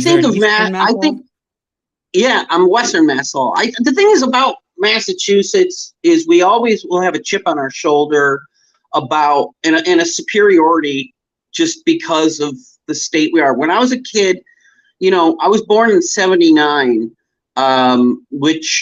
but I can still remember being a little kid in the 1980s and seeing bumper stickers on cars that said, "Don't blame me, I'm from Massachusetts," which was which referred to Massachusetts being the only state that didn't go for Nixon on his reelection. And there's this smug attitude that goes along with that kind of stuff. There's just, we're the state of Harvard, we're the state of the Adamses and the Kennedys and all that other kind of stuff. And there is just that air that comes about. It's a New England superiority. We are, we're the product of the original Puritans and those boring ass people with and all that crap. And it just kind of boils down to these people who just, we just have maple syrup in our veins and can drive in ice storms. And I've been on the road and seen highways in North Carolina that got shut down because of a snowstorm that was so light and so nothing that in Massachusetts we wouldn't even turn our wipers on. That would be the kind of storm you just let the warmth of the car take care of itself eventually. Yeah. My dad called me 4 hours into standstill traffic after 2 inches of snow in Atlanta one time. There was 2 inches of snow and he just put his Fiat into park on the interstate because he didn't want it to run out of gas. Couldn't get anywhere in that little Fiat 500. No snow tires, no nothing. 2 inches of snow up here might as well be fog, bro. You're going to work, dude. And can we? 2 inches is. You don't even check to see if school is canceled in 2 inches. Exactly, that is. Yeah. And I will say, like the Masshole thing, it's a lot of it is that arrogance, and then part of it with the chip on your shoulder is also like the rivalry with New York and kind of being the little brother in New York, and unless you live here, it's hard to notice it, but when the bands come, they go to New York on the weekend and then they're here on Tuesday. You know what I mean? It's everyone in the country's wearing a Yankees hat. And then, Boston is like the team that is, the other team, right? So Boston versus the world. Boston versus the world, right? That's right. Yeah, what exactly, a chip on your shoulder. So we go around and there's a more popular team than us. We got to get as many trophies, as many parades as possible to fill that New York shaped hole that we have in our hearts.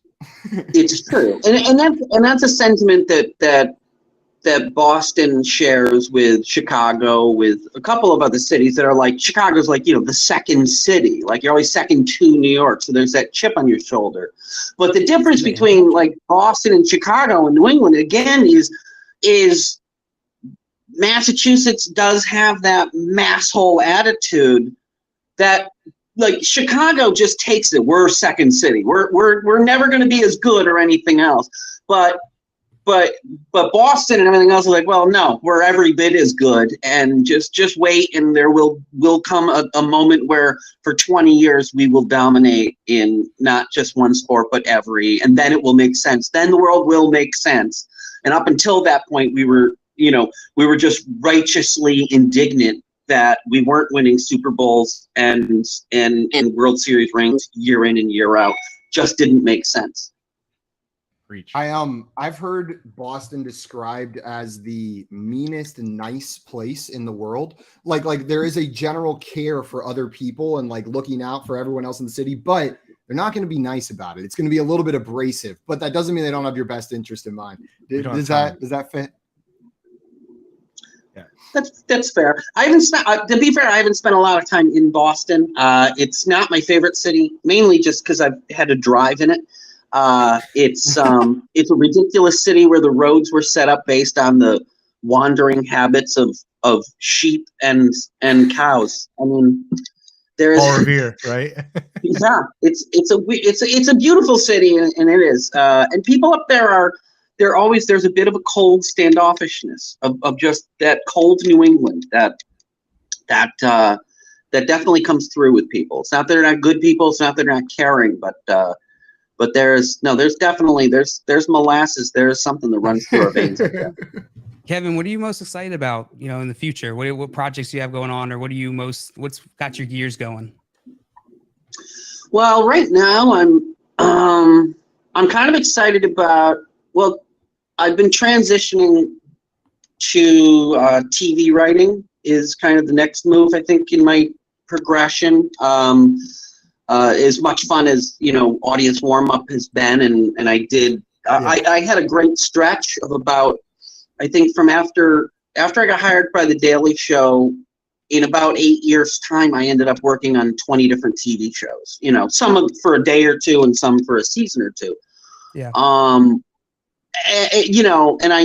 was very content with that. But then once the pandemic came, and I was able to reassess of what was going on, and it was always seemed like the natural step was, do you want to become a writer? Do you want to submit for The Daily Show? Do you want to write for these shows? And I would say my answer was always, well, no, because there goes goodbye stand-up career, because I was seeing the commitment that these writers are putting in, and the time and everything else.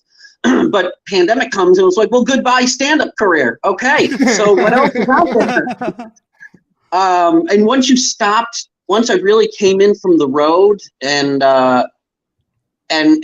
saw just what, the life of a comedian on the road, and the expenses and everything else of it, and the hassles and all of that, and not wanting to go back to that, I've started transitioning and taking some late night writing classes, and so I've gotten to start working with. He's actually hired me at this point, but there's a guy named Gabe Abelson who's a great comedy writer. He used to be Letterman's head monologue writer. He kind of took me under his wing. He had the same career trajectory from stand-up to audience warm-up, right into a writer. And so I'm kind of excited about that. It was about learning how to write a late night show, how to write a monologue, in the steps and the way of doing it. That there's a formula to it, and it's very different than stand-up or anything else.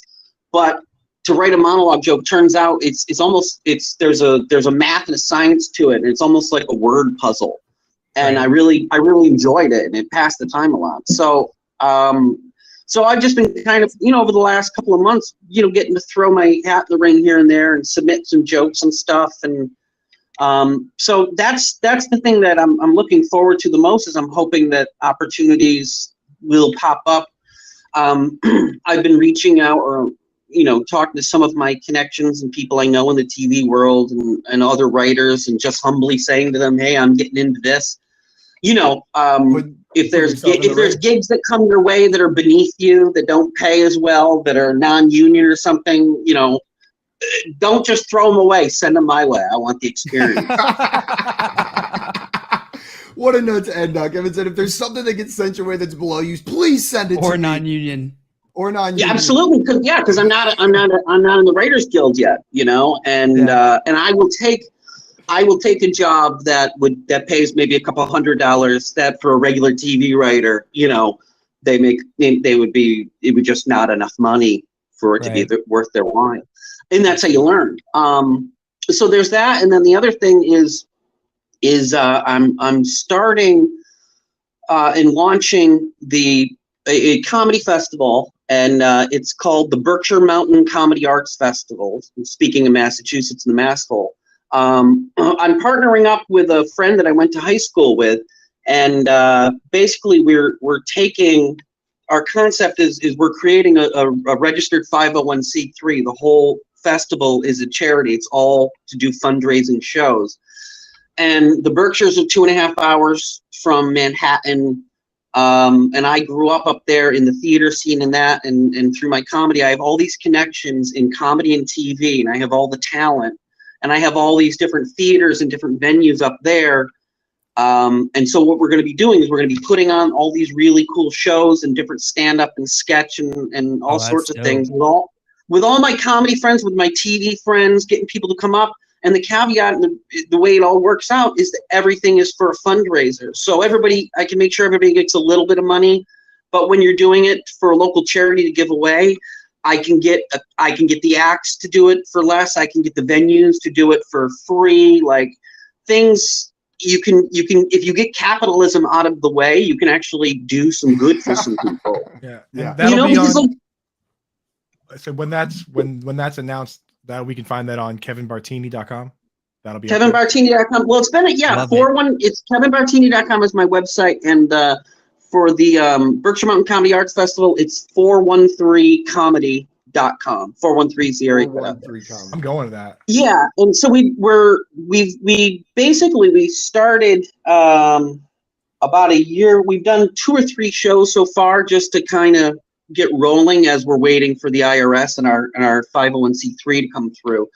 And once that clears, which we're being told is in the, now we're down to weeks, not months, that we also have sponsors ready to come through. There's cannabis dispensaries up there that want to give us money to put on comedy shows. For the final pieces to fall into place to get this thing. Yeah, once they fall into place, I can go to a couple of sponsors, that are already behind us and just waiting. We can open up our accounts and get everything up and rolling, and then we'll actually be able to really roll it out. So in the meantime, we'll just do a show here or there, and it's just, we're using the name. We're just trying to build it a little bit. But yeah, I'm going to have friends from Saturday Night Live and The Daily Show and all sorts of people. Ton of fun. It's going to be great. Yeah, it's going to be a lot of fun. I'm looking forward to it. Yeah. My fiance's family grew up, her mother grew up in Great Barrington. So I'm bringing them all out there. I'm staying with Coop. I'm staying with Coop's fiance's family. And I'm staying with Simon, who's staying with Jail staying in my family trip, baby. Family trip. Kevin, I guarantee. I'll tell you this right now. I guarantee we will end up hooking up with the Patriots Nation and doing stuff with sports teams. I'm being cocky. I'm saying I guarantee we will make that happen. Not that we've reached out, but the whole thing is about finding new different ways, doing roasts, doing things like that. So, imagine we get to a point. Gronk's going to do his first stand-up set ever at this festival. You're going to get Rob Gronkowski up on stage with a microphone. You could theoretically get something like that, or you could theoretically get, like, let's say Julian Edelman now has a podcast that he's doing with it's not Mark Norman. Is it Mark Norman? Another comedian. I think it's Norman. Who's out and doing stuff.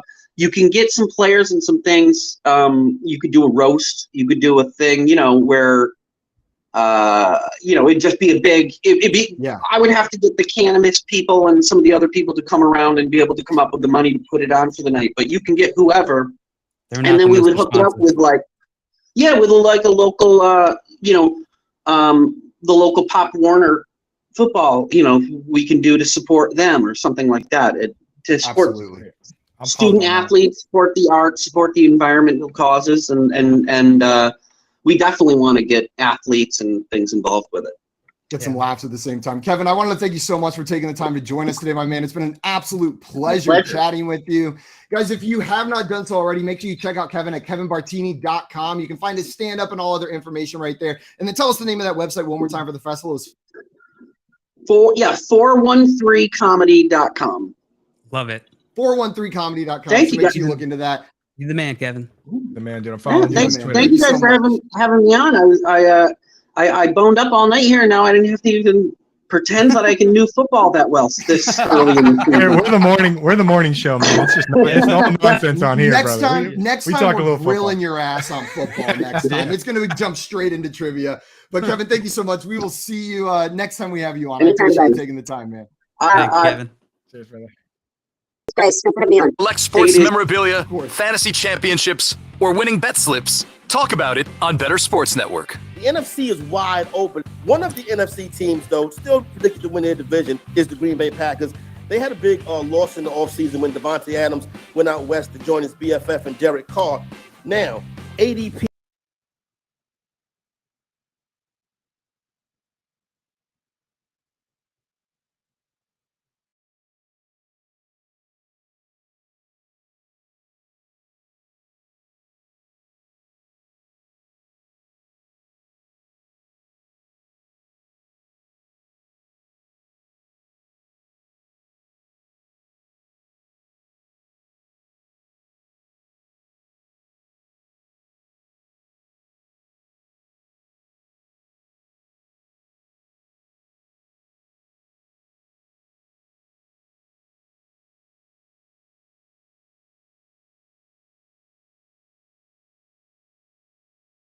Your fantasy team while you buy, sell, and trade collectibles in real time.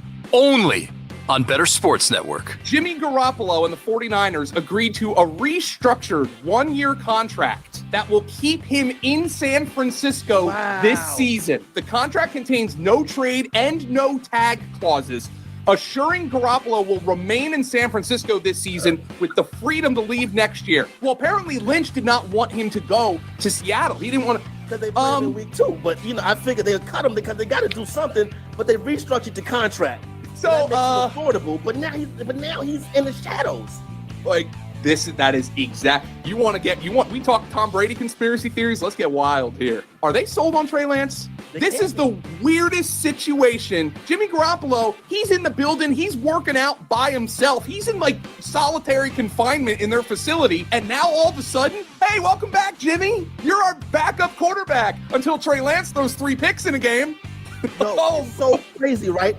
Because you cannot tell me that they do not realize they made a mistake. And I know everybody in the chat is like, oh, here we go again. But they made a mistake. When they had the 3rd pick in the draft last year, they should have took Mac Jones. Mac Jones was clearly the guy. He'd have been phenomenal in this Shanahan offense. They took Trey Lance, and now you're like, we can't play this guy. Put it like this, Joe. Last year, one of the 49ers' issues was short yardage. They couldn't even get Lance on the field for a short yardage package. I don't think they really are that comfortable with him. And I know it's guys in that locker room that prefer Jimmy G over Trey Lance. I'm sure there is. And, I think Lance, though, might be one of those guys that you need to see him in game action. Okay. And then you're like, oh, okay. I see it now. And by the way, the right move for the 49ers is to give Trey Lance the gig and see what he does with it. But let's talk from a fantasy perspective. Now, I'm not sure this moves I have Lance in my top 10, by the way. I'm not sure this moves my rankings a whole lot because in a typical 1 quarterback league, and this is critical, 1 quarterback, I think you can take the hit on Lance, and if he stinks or gets bent, you can replace him. You can go get Ryan Tannehill off the waiver wire. You're going to go be able to get competent quarterback play. As a matter of fact, I did a salary cap auction draft last night, and I took both Lance and Fields because I'm like, I got 2 flips of the coin here, right? But there's a 75% chance that comes up heads at least once. That's the way I looked at it. But I got to tell you, man, this does make it less likely that Lance hits this year. I don't know, man. But here's the funny part. Garoppolo would probably make me feel better about Debo and Ayuk and Kittle just because I know he's going to distribute the ball.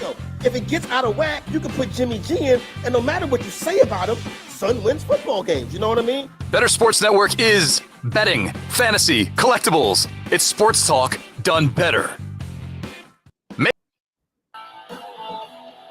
What's up, everyone? And we are back with the Front Yard Fantasy Morning Show presented by Better Sports Network. And guys, I just opened up that app and I saw that we've got near 1,500 taps of the fun button in the app so far today. The chat is getting that button a workout, hitting it. Well, guys, it has become time for that button to mean a little bit extra. We are going to be running our contest for today, giving away either a Chinese finger trap or an NFL signed jersey worn by one of us with our scent imbued into it. So guys, whenever I say now, you're going to start hitting that fun button, and then we will declare who the winner is. And we are going to start that contest right now. Hit that fun button to enter the contest. Oh, shoot. Guys, and the contest is over. We have a winner, and it is our friend Eric Fantasy Nav, who was on with us a little bit earlier today. No. Eric, the fourth pusher of the button. He just wanted to get back on with us. Eric, if you are available and want to come up and hang out with us while we do this box break with you live on air, we would love to have you back up here. So if you could hit that call in button, and we can see if we can make that happen. If not, we'll break the box and we'll get hype for you over here as we see what jersey and or finger trap you have won. So we'll see if we can get Eric. That's crazy that Eric won, dude. Couldn't have happened to a better guy, right? Like Eric comes on, and it wasn't even like the first person, fourth person to push the button got it today, and Eric got out there and got that. Did you say it was supposed to be the fourth person today? Let's see. Oh, and it looks like we have Eric. He's going to be able to join us for this box break real quick. He's going to be joining us in a second. Oh, let's see. Yesterday we had a Ben Coates jersey. I wonder what we are going to have today. This is exciting, dude. Like I love that they don't tell us what the jersey is, so we can be excited too.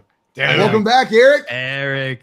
Man, you guys caught me right after school drop off. Started smashing that hitting that fun button in the carpool lane. I love it. I didn't even know there was a giveaway. I was just celebrating dropping my kids off at school. I just started smashing the button. That's fun. Yeah. How many times had you hit that button? 1,500. Were all of those yours?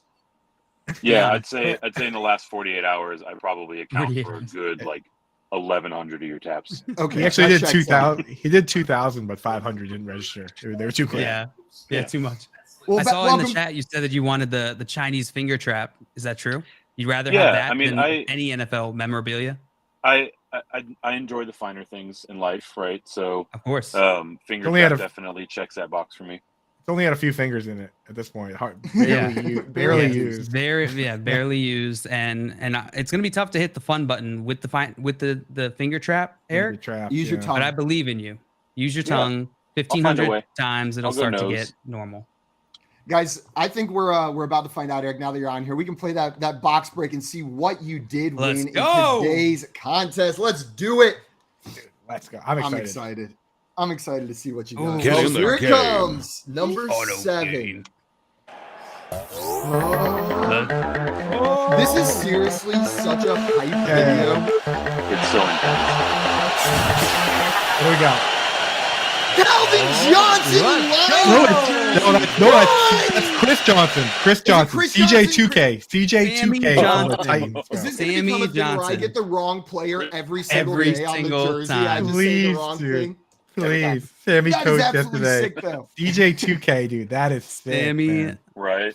John, you guys were talking about looking for the legends of your team. I mean, talk about one of the all-time great Titans. Right, like that's one that knock on wood, can never go stale. Right, like he came out 2,000-yard season, killer in fantasy football, and he's retired, can't change teams now. So it's the perfect one to throw in the shadow box, throw on the wall, man. Love it. Absolutely. Well, congratulations, Eric. Appreciate you hopping back on with us for that jersey. Yet again, I got the player wrong, but we are hyped about that Chris Johnson jersey going to you. Couldn't have happened to a better guy. Thank you so much for coming back on with us for that, man. Drive safe, Eric. Thanks, boys. Good show. See you. Guys, we are about to hop, after we gave away a sick Chris Johnson jersey, we are about to hop into a new game that we're playing today. This game is called Hypothetically. And how this is going to work, I'm gonna pose a hypothetical question to you two guys. Maybe a slightly ridiculous scenario, and I want to see how you guys would respond. What I was doing the. Are you doing it? Proposing. I think I'm doing the proposing. Then you do it. I'd be more than happy to answer, JL. I just wanted. I didn't want to be left out, so I just took that from you. All right, you guys ready for the first one? If I knew we could just steal stuff, I would have definitely stole that Ben Coates jersey yesterday. Well, snooze you lose. All right. Well, all right, guys. As Simon said, I'm going to be proposing a hypothetical question or situation or scenario. The only thing I ask of you is that you overthink the absolute hell out of it. Okay? I know you guys can do that's the only mode I operate in is overthink everything. So I know it. I spend most hours of the day with you. All right. Guys, here's the first hypothetical question. Hypothetically, tell me, would you rather have Zach Wilson kiss your mom or your worst enemy take over your most cherished dynasty team? Oh, easy. Absolutely so easy. Zach Wilson is getting nowhere near my mother, okay? Because here's what's going to happen. If Zach Wilson goes to try to kiss my mother, I'm fighting him. And I know Zach Wilson has that baby face, but he's an NFL quarterback. He will kick my ass. I don't stand a chance, even with like the righteous indignation of him trying to kiss my mother, even with that like fury boiling through my blood of this dude, who does he think he is? The Jets quarterback coming in and trying to kiss my I'm not going to stand a chance. It's going to maybe land me one good punch. Maybe I get one cheap shot, one knee to the groin. But Zach Wilson's taking me out. What's your move? What you're going to do? Like the walk up and be like, all right, the first things first. Let's establish the rules. So, boom. There are no what I'm going to do is I'm going to call him Dad. Doyle rules. I'm going to walk up and be like, hey, Dad, and like try to play the stepson role and like get him off guard, put my arm around him, and I'm gonna have my arm around his shoulder and be like, I really want to welcome you into this family. And then with this arm around him, I'm gonna take the other hand and just punch him in the nose, straight in the beezer. And just gonna bounce right off. Coop, would you rather have Zach Wilson kiss your mom or your worst enemy take your most cherished dynasty team? Take over for you. You guys, we've talked about this before. We've oddly done quite a bit of mom talk. Have we not? Yes, we have. Yeah. You are not incorrect. And you guys know that, dude. My mom's a gamer. She's a baller. Big old gamer, yeah. She plays for keeps. And she knows how seriously I take this, right? I mean, my mom just recently won her golf tournament on Cape Cod, the Quashet. Not even tournament, but league. For real? Number one. Real? Yeah. She's the champ, dude. She was the number 4 ranked, the 2 beat the 1, she beat the 2. She's the champ. Doesn't matter how it happens. Shout out Mama Coop. The best. Shout out Mama Coop. And I know that Mama Coop is not going to let me lose my favorite dynasty team, not to my worst enemy, not under any circumstances. So she'll take that kiss for the team. She'll take that kiss for the team and she'll dive on it. She'll be like, get down, Mr. President, and dive right in front of that kiss, dude. And I mean, he seems like a pretty handsome guy. And my dad will step to the plate, dude. He'll step up, look the other way. Too. So step up, look the other way. I think as a family, we're gonna take this kiss on the chin and keep the dynasty team rolling. So see, my other thing here was like, not only do I not want Zach Wilson to kiss my mom, but the idea of my worst enemy taking over my most cherished dynasty team. There's a comedic element to that. Know what I mean? Like all of a sudden I'm not in there and a person who couldn't hate me more is suddenly in there. And my worst enemy, I think, knows nothing about fantasy football. I don't know who they are, but chances are they probably don't play fantasy football. Like there's just there's a comedy element to having like a villain take over a team in your fantasy league. Like just put all also, if it's my worst enemy, it's probably someone I don't like spending time with. And now I'm forcing all of my other closest friends to have to be in a league with this person. And honestly, my hands are clean. I'm out of the group chat. I'm out of the league chat.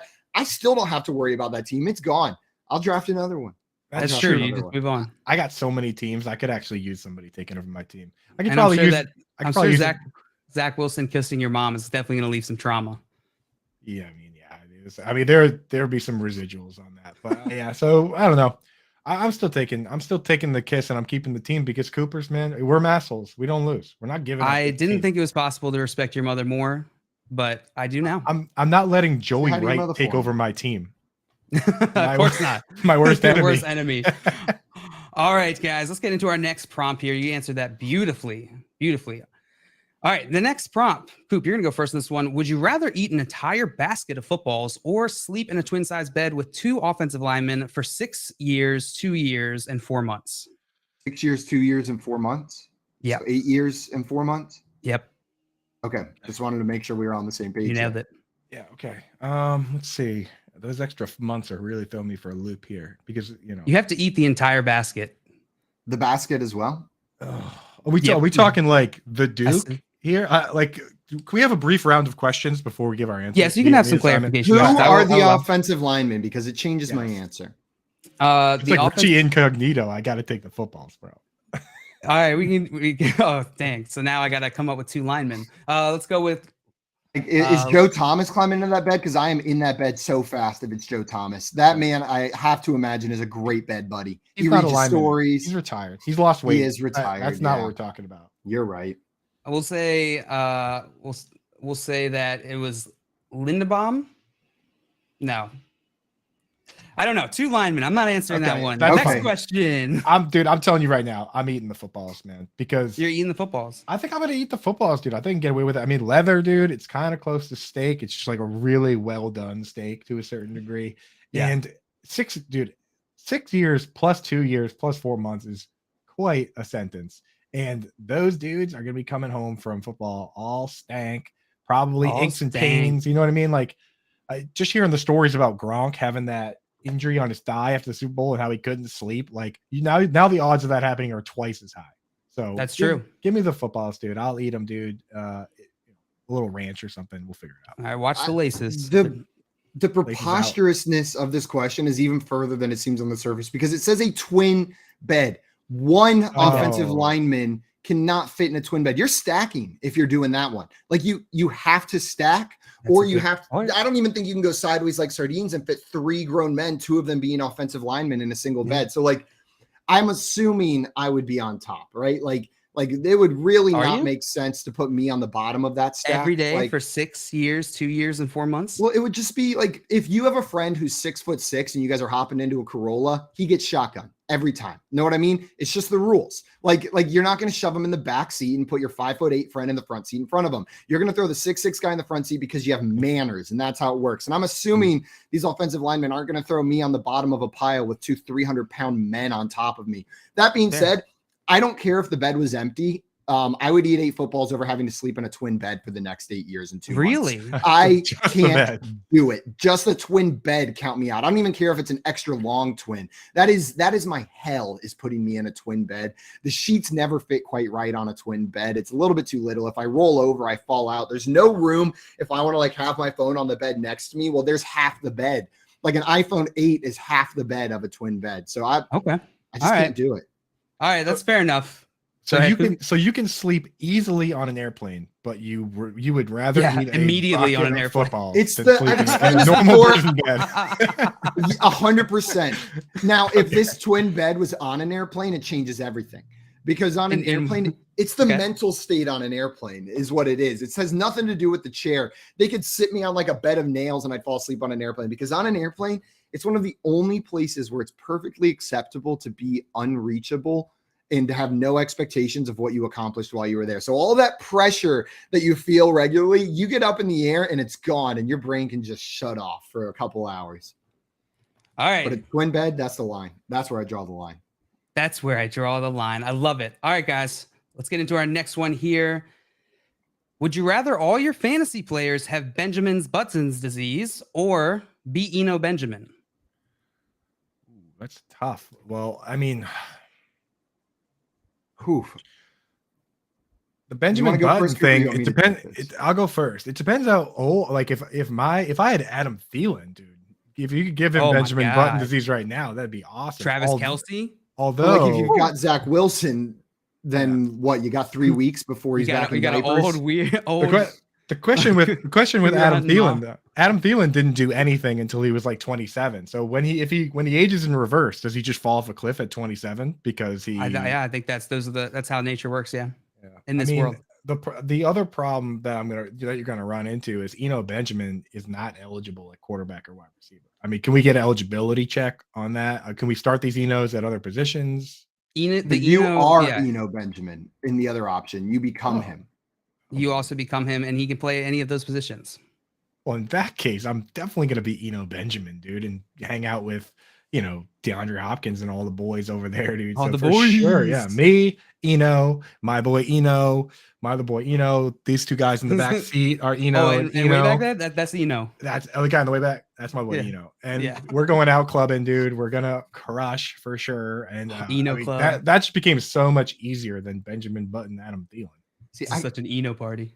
I'm a little bit behind on my Benjamin Button lore and like the mechanics of the universe and how the disease works. How fast does the Benjamin Button disease like work? Is it the same pace as time, just backwards, or is there like an expedited rate? Like I believe it works at the same rate. Okay. So if someone is injured and they have Benjamin Button's disease, do they heal faster because they're going backwards? Like, how does that work? I'm trying to figure out. They'll heal faster in the future. So like whatever age they currently are in that moment, they're that age. So if it's like if it's Adam Thielen, he would heal super fast now because he would be super young. If it was Kyle Pitts, he would heal super slow right now. But next year he'll heal a lot faster because he's older. But that really because he's old. Same way that you know how it works like in normal life. Just flip it. So this, you know what? I think I'm going on that side, and it's the long game. It's the long con, and what it is you that year you join every dynasty startup with a high buy-in that you can, right? Like you get in on these dynasty leagues I like this with a lot of money on the line. Like we're talking like $250, $300, $1,000 buy-ins in these leagues. You take out loans, whatever you got to do. And you draft all of these older players that people are a little bit down on, right? You draft these guys that people are a little bit lower on, and then you can take your shots and you just know, maybe not year one, maybe not year two, but it's going to work for you. Like you're going to hit this point where all of a sudden you're winning every single one of those leagues. I think you could exploit the hell out of that one, JL. That was super smart. I love how you overthought it because there's no way I was getting there on my own. Yeah. Are you ready for this? Yeah. I would now be Eno Benjamin, and my contract is for over $3 million. Wow. You bring up a great good luck point. with your fantasy leagues, bro. So can I win $3 million in fantasy? I mean, well, I could also get a second contract. You know, I guess I could get cut. Can you? Yeah. Will this strategy yield a? Okay, but here's the other thing, Coop. I'm not convinced. Like we put you, like you become Eno Benjamin. Like there's a mindset to being an NFL running back. You know what I mean? Like that's a tough, scary job. I don't know if I get put into Eno Benjamin's body, if I find that same level of success on the NFL field. Like I think I'm getting cut right away. Yeah. Like it's going to be apparent that something happened to Eno Benjamin. They're going to be like, "What the hell is wrong with him?" Not to mention Lindsay Lohan and it'll be like Eno Benjamin? I'll be like Space Jam Eno Benjamin when he loses his powers. Not to mention I'm competing with like at least like 10 other Eno Benjamins. So yeah, probably give them the but training I mean, like camp is a nightmare. Competitions all over the place. He's got at least $100K guaranteed in that contract. Can't take that away. There you go. 100K is the minimum you got to make. All right, guys, let's move on to our next one. This one's gonna be a little different. So we're gonna start out with Simon. What would you say if you had to sum up your life in 15 words or less? 15 words or less. I'm gonna count, so choose carefully. 15 words or less. This is not me starting. This is me thinking. Now, there's a couple different routes I could go with this. We could go like free-form poetry, where it's just like a string of words that kind of describe me, or I could try to put together a sentence, like a 15-word sentence that lays out my life. Okay. Well, while you think of that, we got Kevin Tompkins in the chat saying #Mom Talk. Hashtag Mom Talk always. Let's get that going. And then Jay asked for the previous hypothetical. What if it was a twin bed in the shape of an airplane? Does that change your guys' answer? Oh, absolutely. That changes everything. Then you go in the airplane. My roommates in college prevented me from buying. I don't think it was Tim. I see Tim in the chat. He did not prevent me from buying, but the other ones prevented me from buying a race car bed from Goodwill that I wanted to put in the loft for any guests that stayed. Like, come on. How are you not going to let me have a race car bed up there?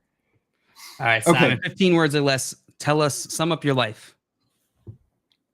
Coop's over there writing out 15 words. Coop born. Writing out 15 words? Okay. Mischievous as a kid. Mischievous as a kid, okay. Thought I was smart. Went to college. I was wrong. Beautiful. That's kind of, I was so busy counting, and then I I started to process the story as a whole, and it was just so beautiful. I wasn't expecting it. I love that. And you know what? That's not a bad realization that I was wrong. I'm not nearly as I was wrong. I love how that's the end of summing up your life, and I was wrong. You know what? And I take it in stride. It's okay to be wrong. It's okay to admit you were wrong and keep moving forward. All right, Coop. 15 words. Mine's actually pretty much in the same vein as that. So my 15 words to sum up my life would be, oh, wow, I did not know the test was today. Let's go drink some beers. It sounds like yours was just the response to Simon's in college. Mine was written in advance. It sounds like you two are sitting next to each other, just reflecting on your life. That's actually Coop's LinkedIn description, like his bio on LinkedIn. That's all it says. I'm pretty sure that's how you actually end up in this seat. like Yeah. across the board, right? Like that's why we're here instead of like doing like brain surgery. Right. All right. I got one more for you guys, and I think we're going to wrap up. Matthew Berry, Game Changer Award winner Scott Fish rips the drag of a cigarette outside of a Denny's dining establishment. After a prolonged stare on the horizon, he lets out a big sigh, turns to you and says, "Coop." What does he say? He said he puts his cigarette behind his back as to not burn me. And then he says, "I'm not taking a picture with you, kid." He turns to Yaz and says, "Hold on one second." He basically turns into a mean Yaz. Yeah. I love that. Anyone that just joined us, that's a callback to our comedian friend that came on earlier. Go back and check that out. Man. Yes, Kevin Bartini. All right, Simon. Do you need me to read the prompt again? Yeah. Give me one more read through of it real quick. All right, everybody close your eyes. If you're watching, just listen. Just be here in this moment. Matthew Berry, Game Changer Award winner Scott Fish, rips the drag of his cigarette outside a Denny's dining establishment. After a prolonged stare on the horizon, he lets out a big sigh, turns to you and says, I imagine I'm also smoking a cigarette that I bummed from Scott Fish at this point. And I'm imagining he looks at me and says, "Never mind," and grabs it from me. And then he just starts smoking that one as well. Just one word, never mind.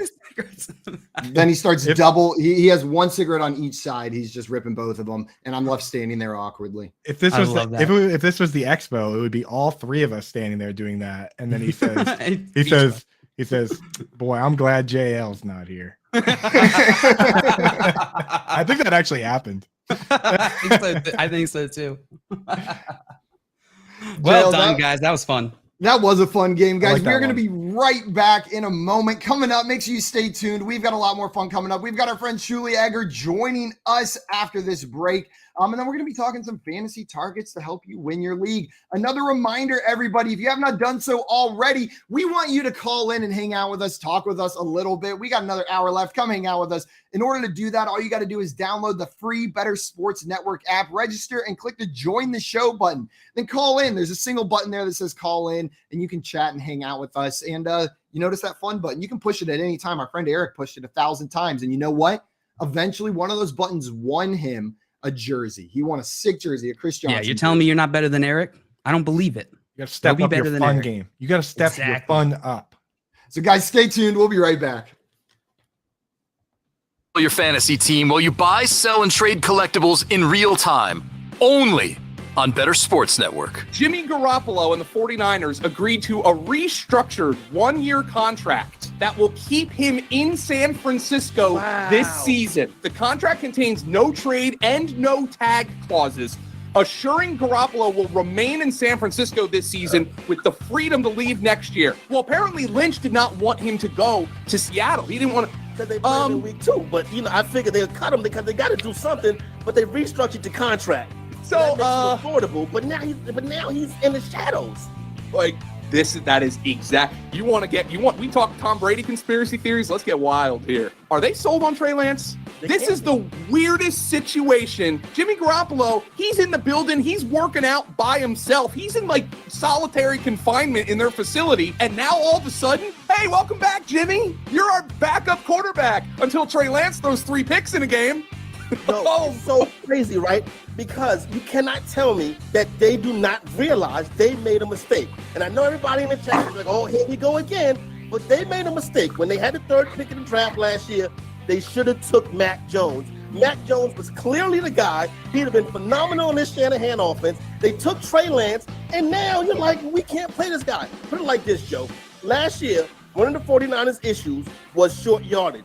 They couldn't even get Lance on the field for a short yardage package. I don't think they really are that comfortable with him. And I know it's guys in that locker room that prefer Jimmy G over Trey Lance. I'm sure there is. And, I think Lance, though, might be one of those guys that you need to see him in game action. Okay. And then you're like, oh, okay. I see it now. And by the way, the right move for the 49ers is to give Trey Lance the gig and see what he does with it. But let's talk from a fantasy perspective. Now, I'm not sure this moves I have Lance in my top 10, by the way. I'm not sure this moves my rankings a whole lot because in a typical one quarterback league, and this is critical, one quarterback, I think you can take the hit on Lance, and if he stinks or gets bad, you can replace him. You can go get Ryan Tannehill off the waiver wire. You're going to go be able to get competent quarterback play. As a matter of fact, I did a salary cap auction draft last night, and I took both Lance and Fields because I'm like, I got two flips of the coin here, right? But there's a 75% chance that comes up heads at least once. You know, that's the way I looked at it. But I got to tell you, man, this does make it less likely that Lance hits this year. I don't know, man, but here is the funny part. Garoppolo would probably make me feel better about Debo and Ayuk and Kittle just because I know he's going to distribute the ball. If it gets out of whack, you can put Jimmy G in, and no matter what you say about him, son wins football games. You know what I mean? Better Sports Network is betting, fantasy, collectibles. It's sports talk done better. Make What's up, everybody? We are back with the Front Yard Fantasy Morning Show, and we are back to talk some more football. Did you guys forget that's what we were here for? I did a little bit. I figured I would give you a reminder, Dale, just like snap you back into place. Like, okay, this is football. Back to football. Back to football. JL guys, football. JL football. That was so much fun, that hypothetically. I love that. We got to do that again. I just love those answers. I just opened the chat during the break because I can't open it up. We can't see it right now. We're still in beta week, so still some technical issues we're working out. And I was losing it at the chat answers. First of all, Matt Deutsch had a race car bed when he was a kid. He said everybody wanted it. I could have told you that. Yeah, that is the least surprising thing I've learned today. You don't turn into a powerhouse like Matt Deutsch if you don't have a race car bed as a kid. Like that's like skipping a grade. And then the chat was answering for the Scott Fish prompt, and oh my god, they're killing me. Joey said, right as Scott Fish let out the big sigh and turned to him, he said, the man who tried to put a smile on the face of everyone he met for him. And then he also said, the 3 o'clock show still won't let me on. Tirana Dave said, bonk. And then Joey added, so I pack my old clothes when I go on vacation. I'm imagining the bonk is like, for some reason, the lighting is very important. This one, like, it's like twilight, like it's almost night. It's not fully dark. He says it quietly, bonk. Yeah, he just looks at you, bonk, and you know you're out at that point. You got to walk back into that Denny's, pay your bill, and leave. Like you are you're not hanging out outside anymore. You're not even allowed to finish your hash browns.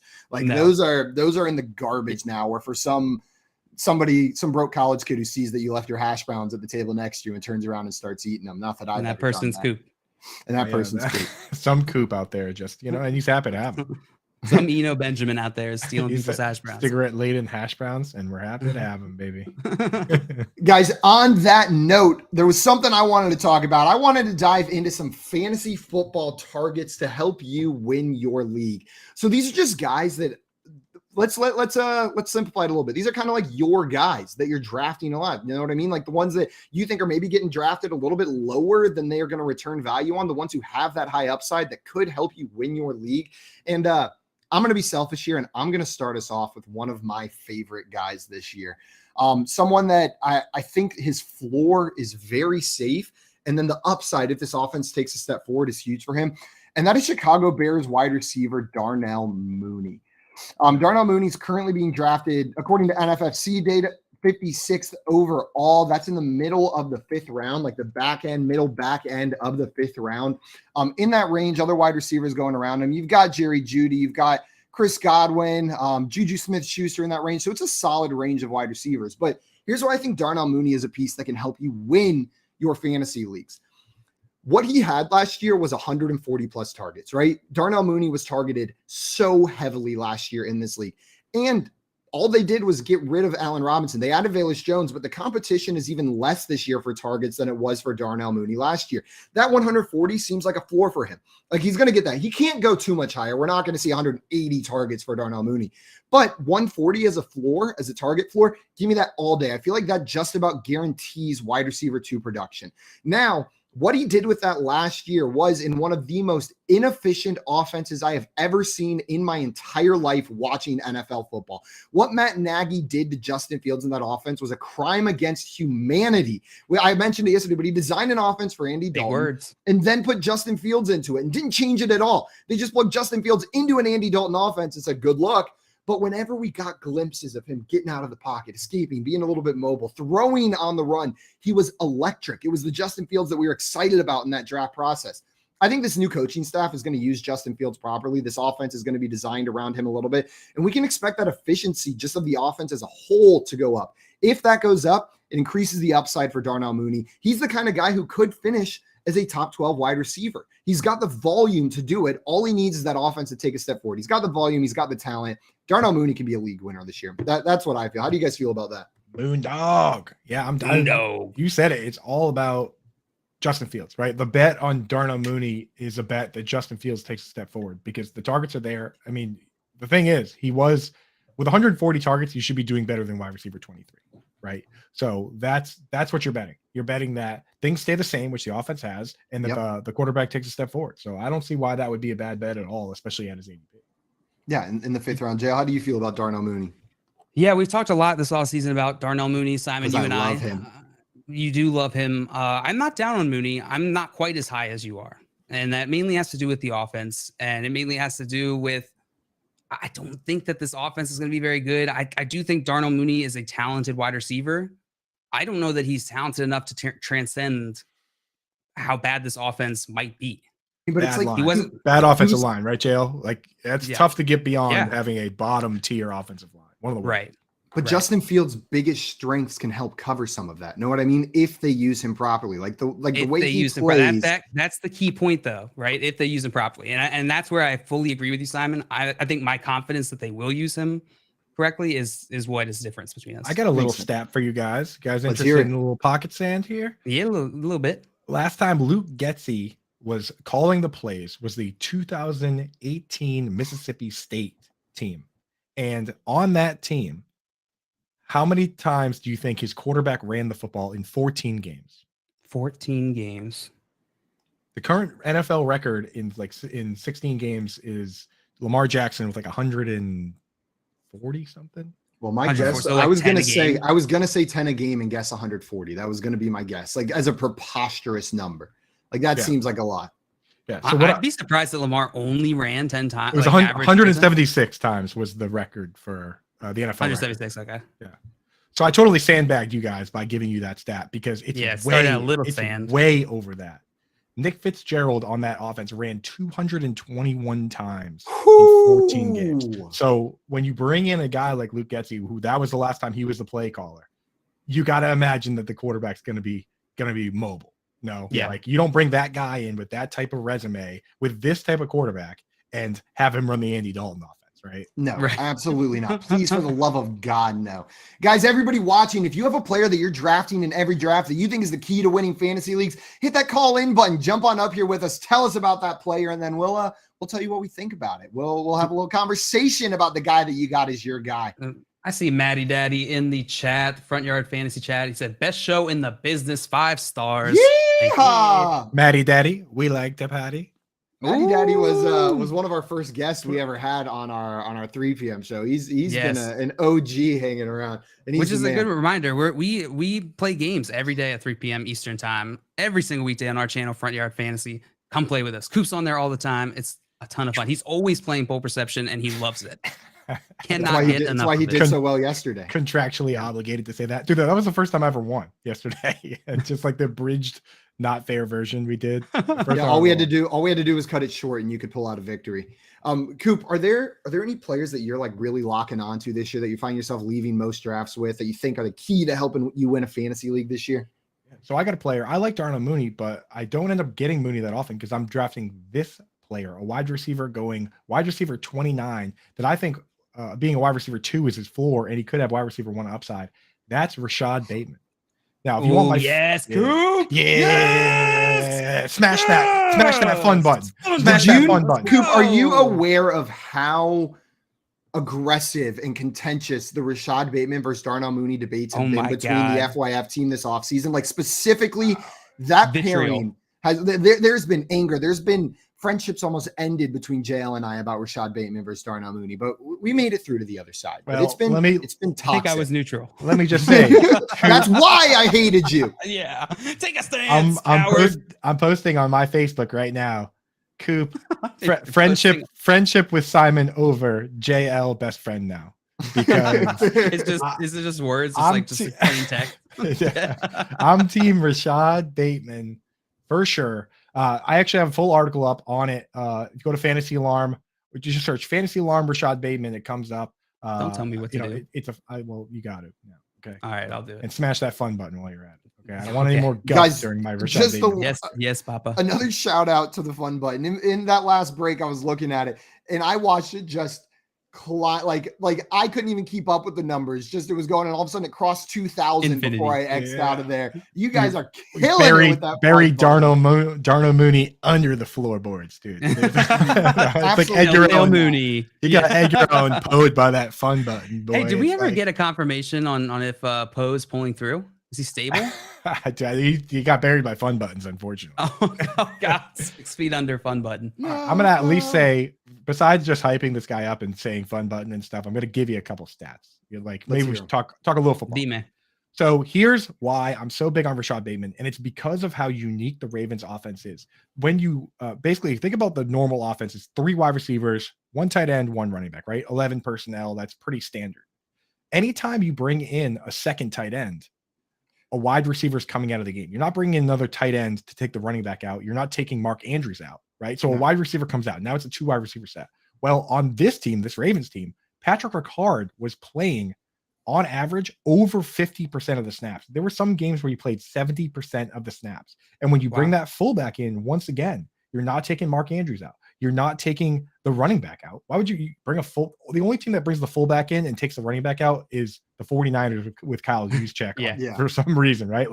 But the troll is the only reason. Exactly. But the thing is, Patrick Ricard goes in, Nick Boyle goes in. These guys aren't soaking up targets, right? And those are 1 wide receiver sets. That's why Hollywood Brown was the only player playing a full snap share. Go back to 2019, and Nick Boyle led the team with 69% of the snaps, and the next highest was Willie Snead at like 62. That's what this team does. So Willie Snead, didn't he be coming up today? Willie Snead, dude, the Ravens former split guard. He would just go out there and run block or whatever he was doing. You know what I mean? But beefy Willie Snead. Beefy Willie Snead up out of nowhere. Yeah, just crack blocking. But so I want to share a twin bed with him.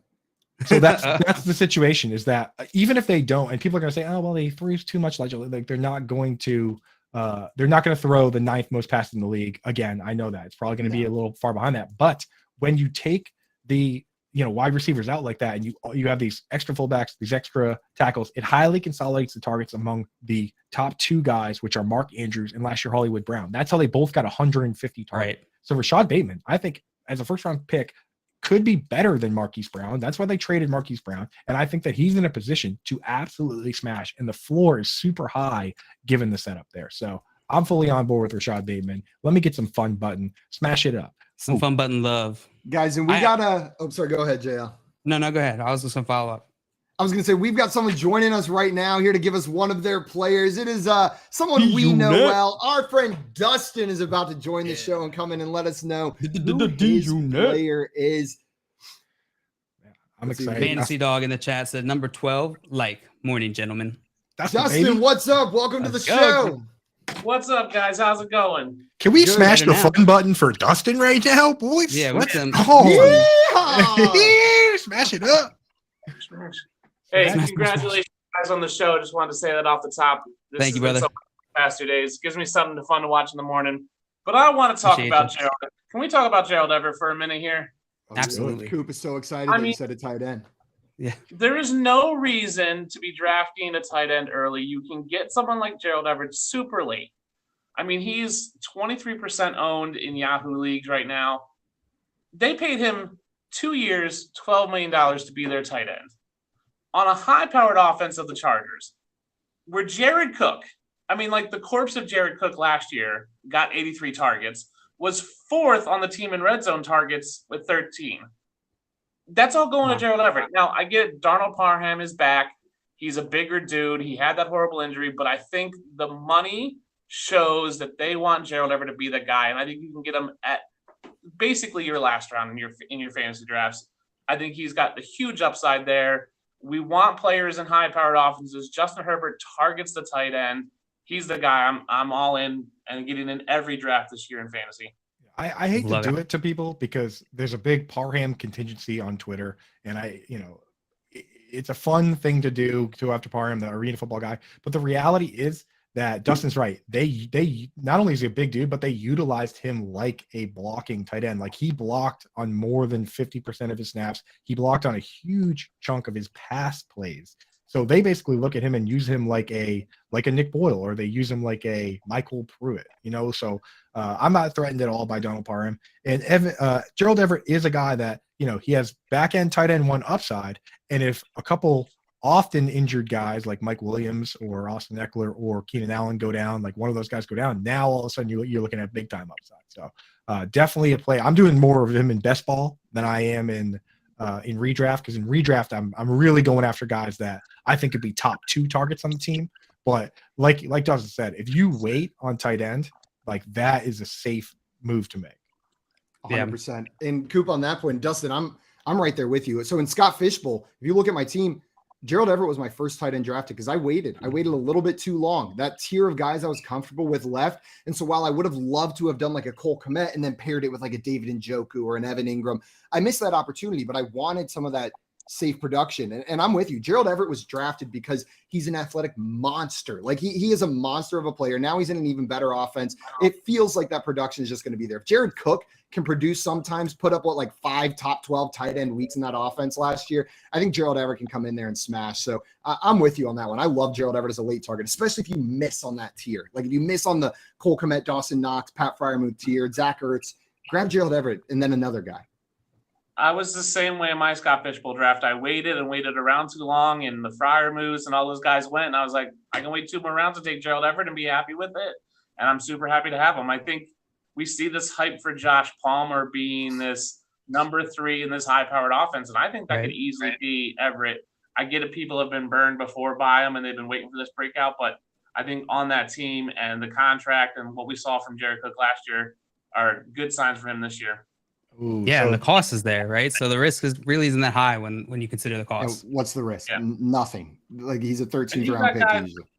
You've got guys like Mike Gesicki who are owned in 70% of Yahoo leagues. I'd rather have Everett way and above Gesicki, even if they're at the same draft cost. We got to get those rules we've been discussing implemented on the show, because Dustin did just drop a rule cliche: burned before. Something that we talking about putting some phrases with some rules where either you got to talk in a baby voice or do a Batman voice if you drop if you say a certain cliche, and yeah, burned before. But the thing is, I think that it has to be in the context of, because Dustin used it the right way, where he said that other people are going to say I've been burned before, which I think is not a smart thing to say. Like, it's a very just from a critical thinking perspective, that's not a very smart strategy. That's the people that missed out on Joe Mixon last year said, "Oh, I'm not drafting him because I've been burned before." But Dustin put it. He didn't say I'm not taking him. Seasons. Yeah. Dustin didn't say I'm not taking him because I've been burned before. He said other people will say that. So you get a pass on that, Dustin. Correctly. But to any listeners out there. Now you have to speak in a Batman voice for the rest of your work day. Enjoy. The rest of the work day. Yeah. Dustin, thank you so much. Dustin, thank you so much for coming up here with us and sharing that player, starting that conversation. I appreciate it, man. Appreciate you, Dustin. Thank you. Have a great day. Beautiful. Absolutely My man. Awesome. Guys, this is a reminder. If you want to call in and hang out with us, tell us your player. This is all about you guys. Make sure you call in, hit that call in button in the app, on the Better Sports Network app. And call in and talk with us. Dustin just jumped up. We talked a little Gerald Everett. While we're waiting, if anyone else has one, JL, do you have any players that you've been drafting a lot this year? The guy that you're leaving most drafts with? Oh yeah, I got so many players. Yeah. I leave most of my drafts with players. Wow, on all of the teams. That's incredible. I know. That honestly, I hate that. I hate that strategy. I leave my draft with mostly chefs because it works. It's mostly chefs and the occasional radio producer I like to draft as well. I've been drafting only Eno Benjamins. Yeah, just Eno Benjamin. I have a league where there's just 1,000 copies of Eno Benjamin. Yeah, for me, I want to bring up T. Higgins. T. Higgins is my guy. I'm gonna have the jersey up probably tomorrow, my Clemson T. Higgins jersey. But he feels like, I think, Simon, the question you posed was, are there any guys who are you're very confident in that are going to return on value this year? And T. Higgins, he's one of the players who I'm the most confident about. He had just short of Jamar Chase's targets. I think Jamar Chase had 124 and T. Higgins had 110. And T. Higgins missed some games. I don't know if it's 4 or 5 games last season. So T. Higgins, he's fantastic talent. And it feels like he's the type of guy who, even though there's been hype this offseason, he's still always going to be in Jamar Chase's shadow. So I think there's a ton of value to be made on T. Higgins. What do you guys think? Yeah, go ahead, Coop.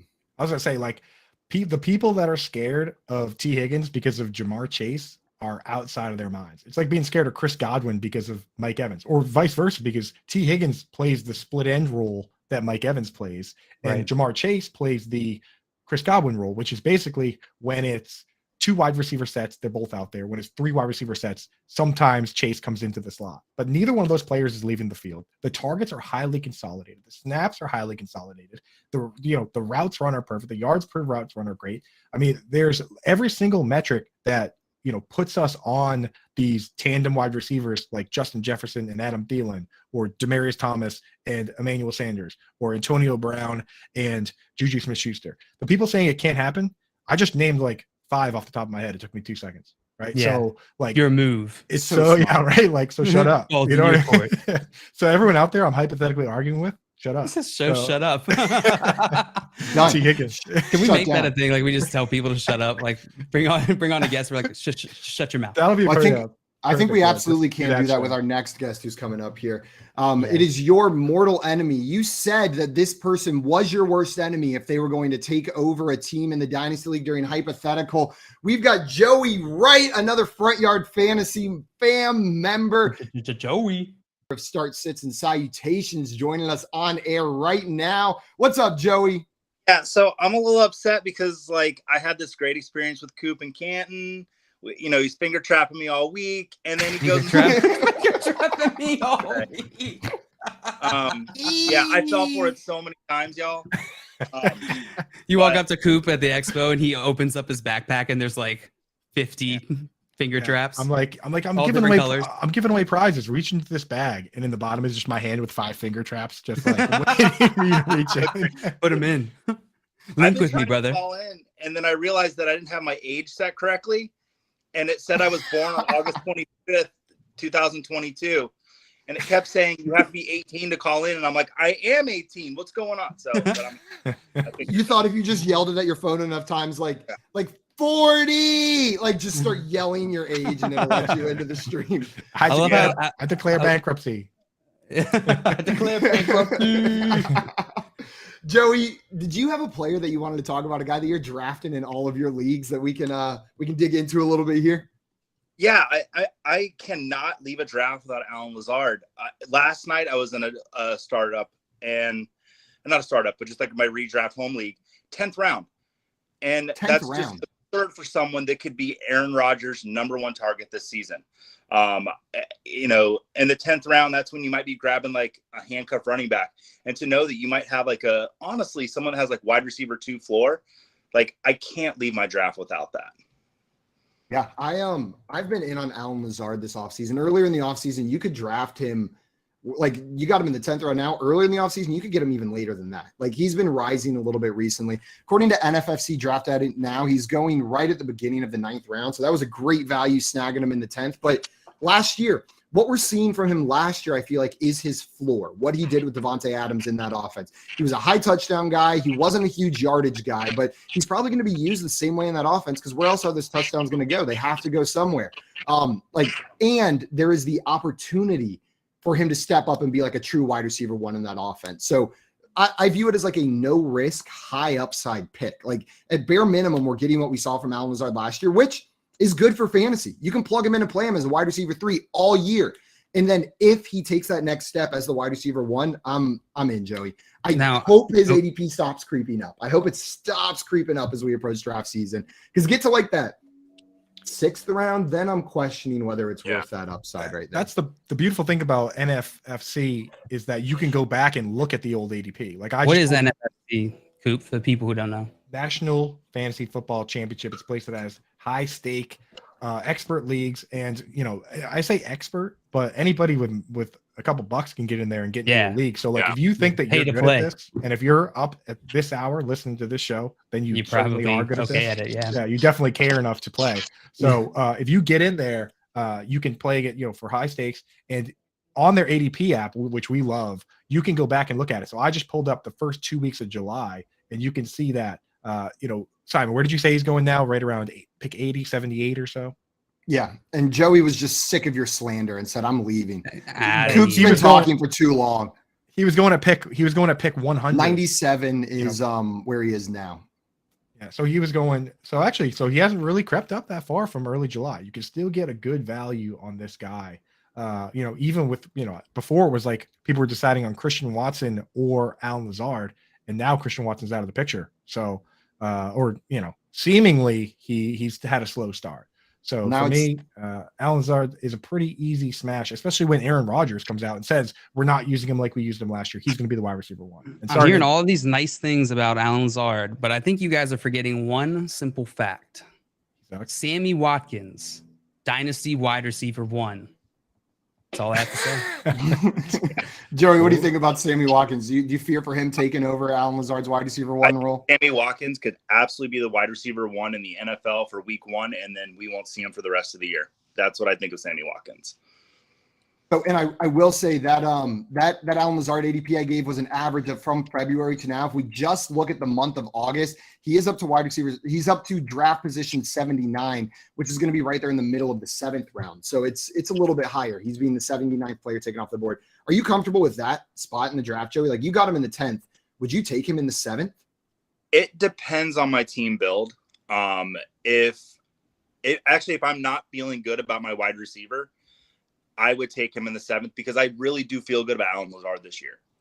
Where if I feel like I'm set at wide receiver, I might actually pass on him in the 7th. Coop, what about you? Are you taking Lazard in the 7th? Is that a fair value for you?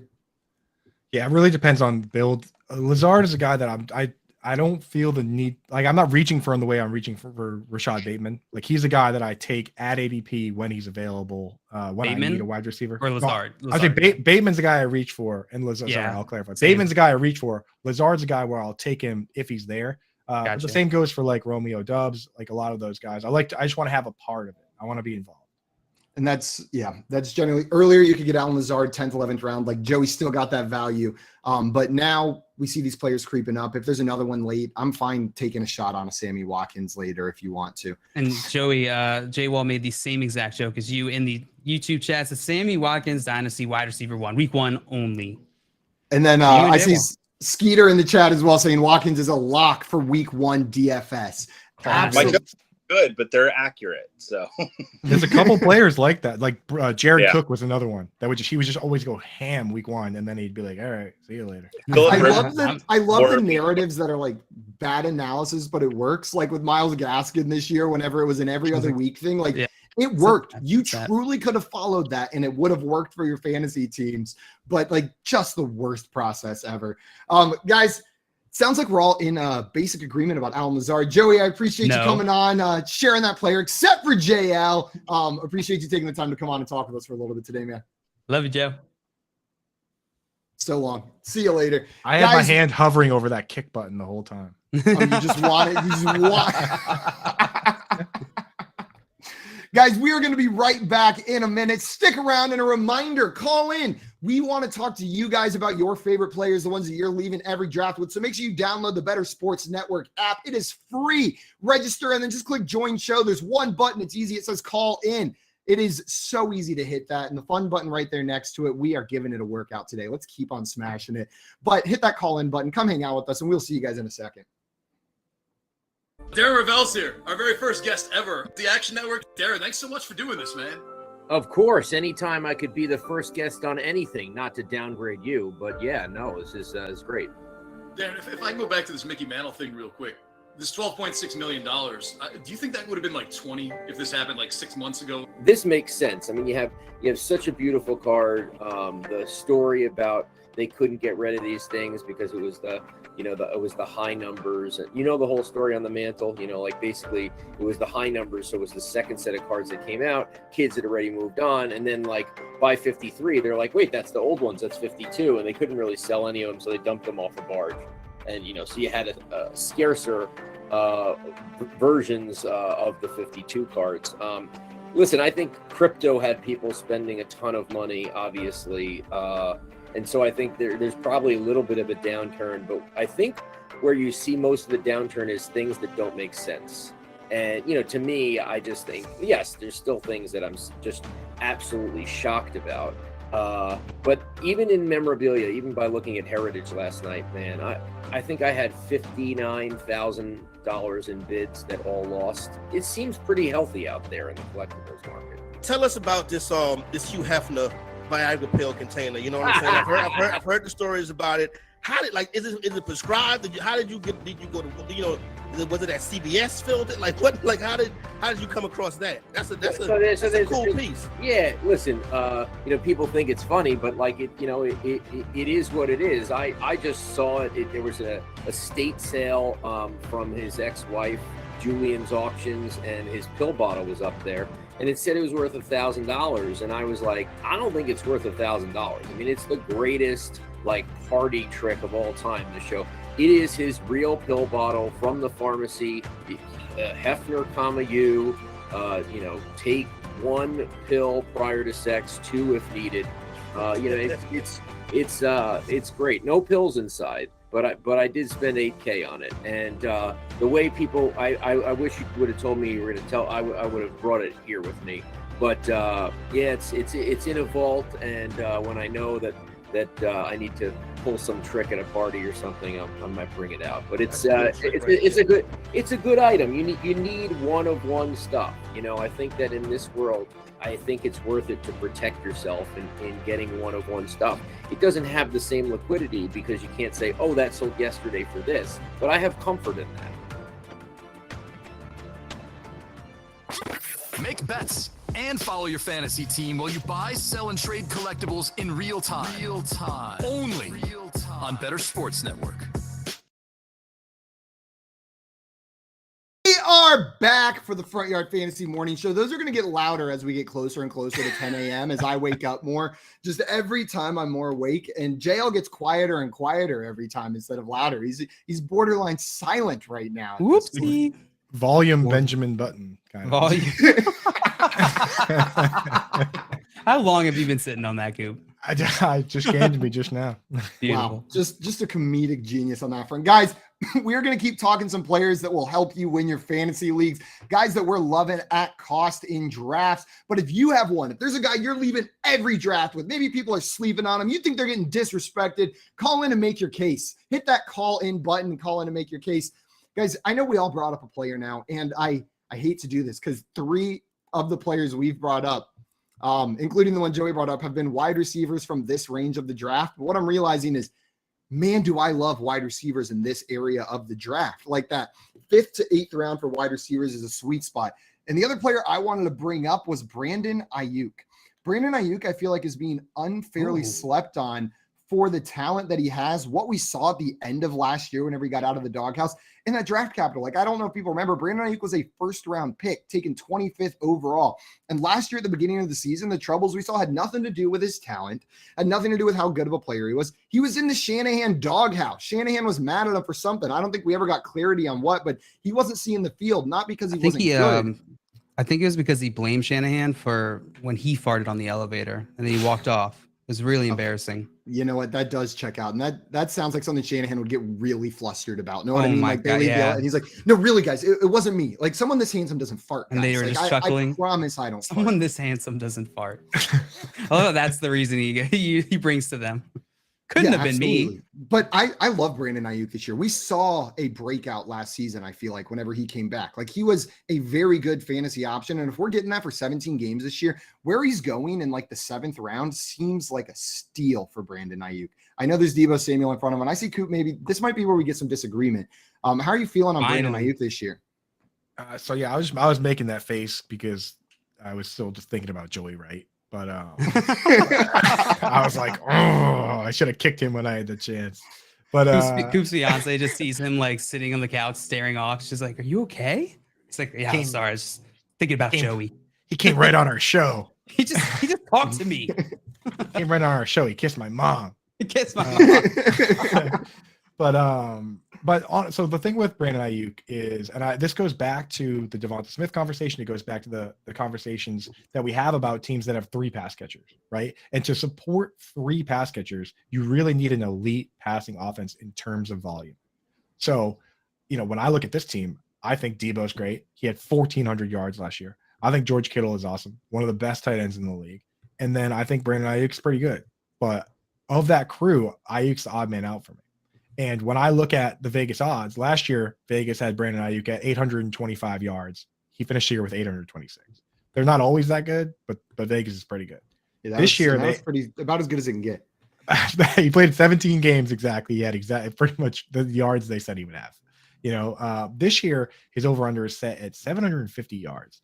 And that is pretty low. I'm not going to lie. Like there's at least 20, I want to say there's at least 20 guys that have their set at like 1,000, right? Like, and Vegas wants you to bet the over. I mean, it really, Vegas is not giving me good vibes on this player, and it's not the end all be all. And this guy could supersede that if Trey Lance likes him, but Vegas also doesn't like Trey Lance to throw a ton. When you have a mobile quarterback, they're kind of a leech on the rest of the offense because they're plays that turn into scrambles that could have been passes. So.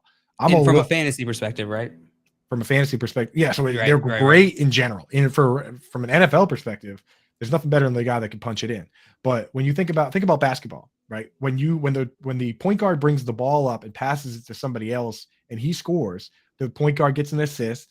That guy gets a bucket. There's a lot more stats. If the point guard just brings it up and shoots it himself, then there's no assist. There's no don't need nobody else. Exactly. So if you were to add up, right? So it's like when he distributes, the quarterback gets the pass yards, the guy gets the receiving yards. When he's taking himself, that's why I say it's a leech on the offense. It takes the statistics away from a lot of the other guys, and that's what you see with some of these offenses, like the Ravens and anybody that has a mobile, like Cam Newton used to do that all the time, where he would just take it himself, and there's not a whole lot to go around for everybody else. That's what scares me about Ayuk.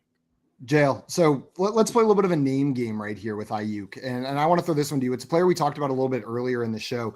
Devonta Smith, according to NFFC ADP data from the last month, is currently going just 3 spots ahead of Brandon Ayuk, being taken 77th overall. They're both like 7th round picks in this range, but Ayuk's going after. Would you rather have Devonta Smith or would you rather have Brandon Ayuk?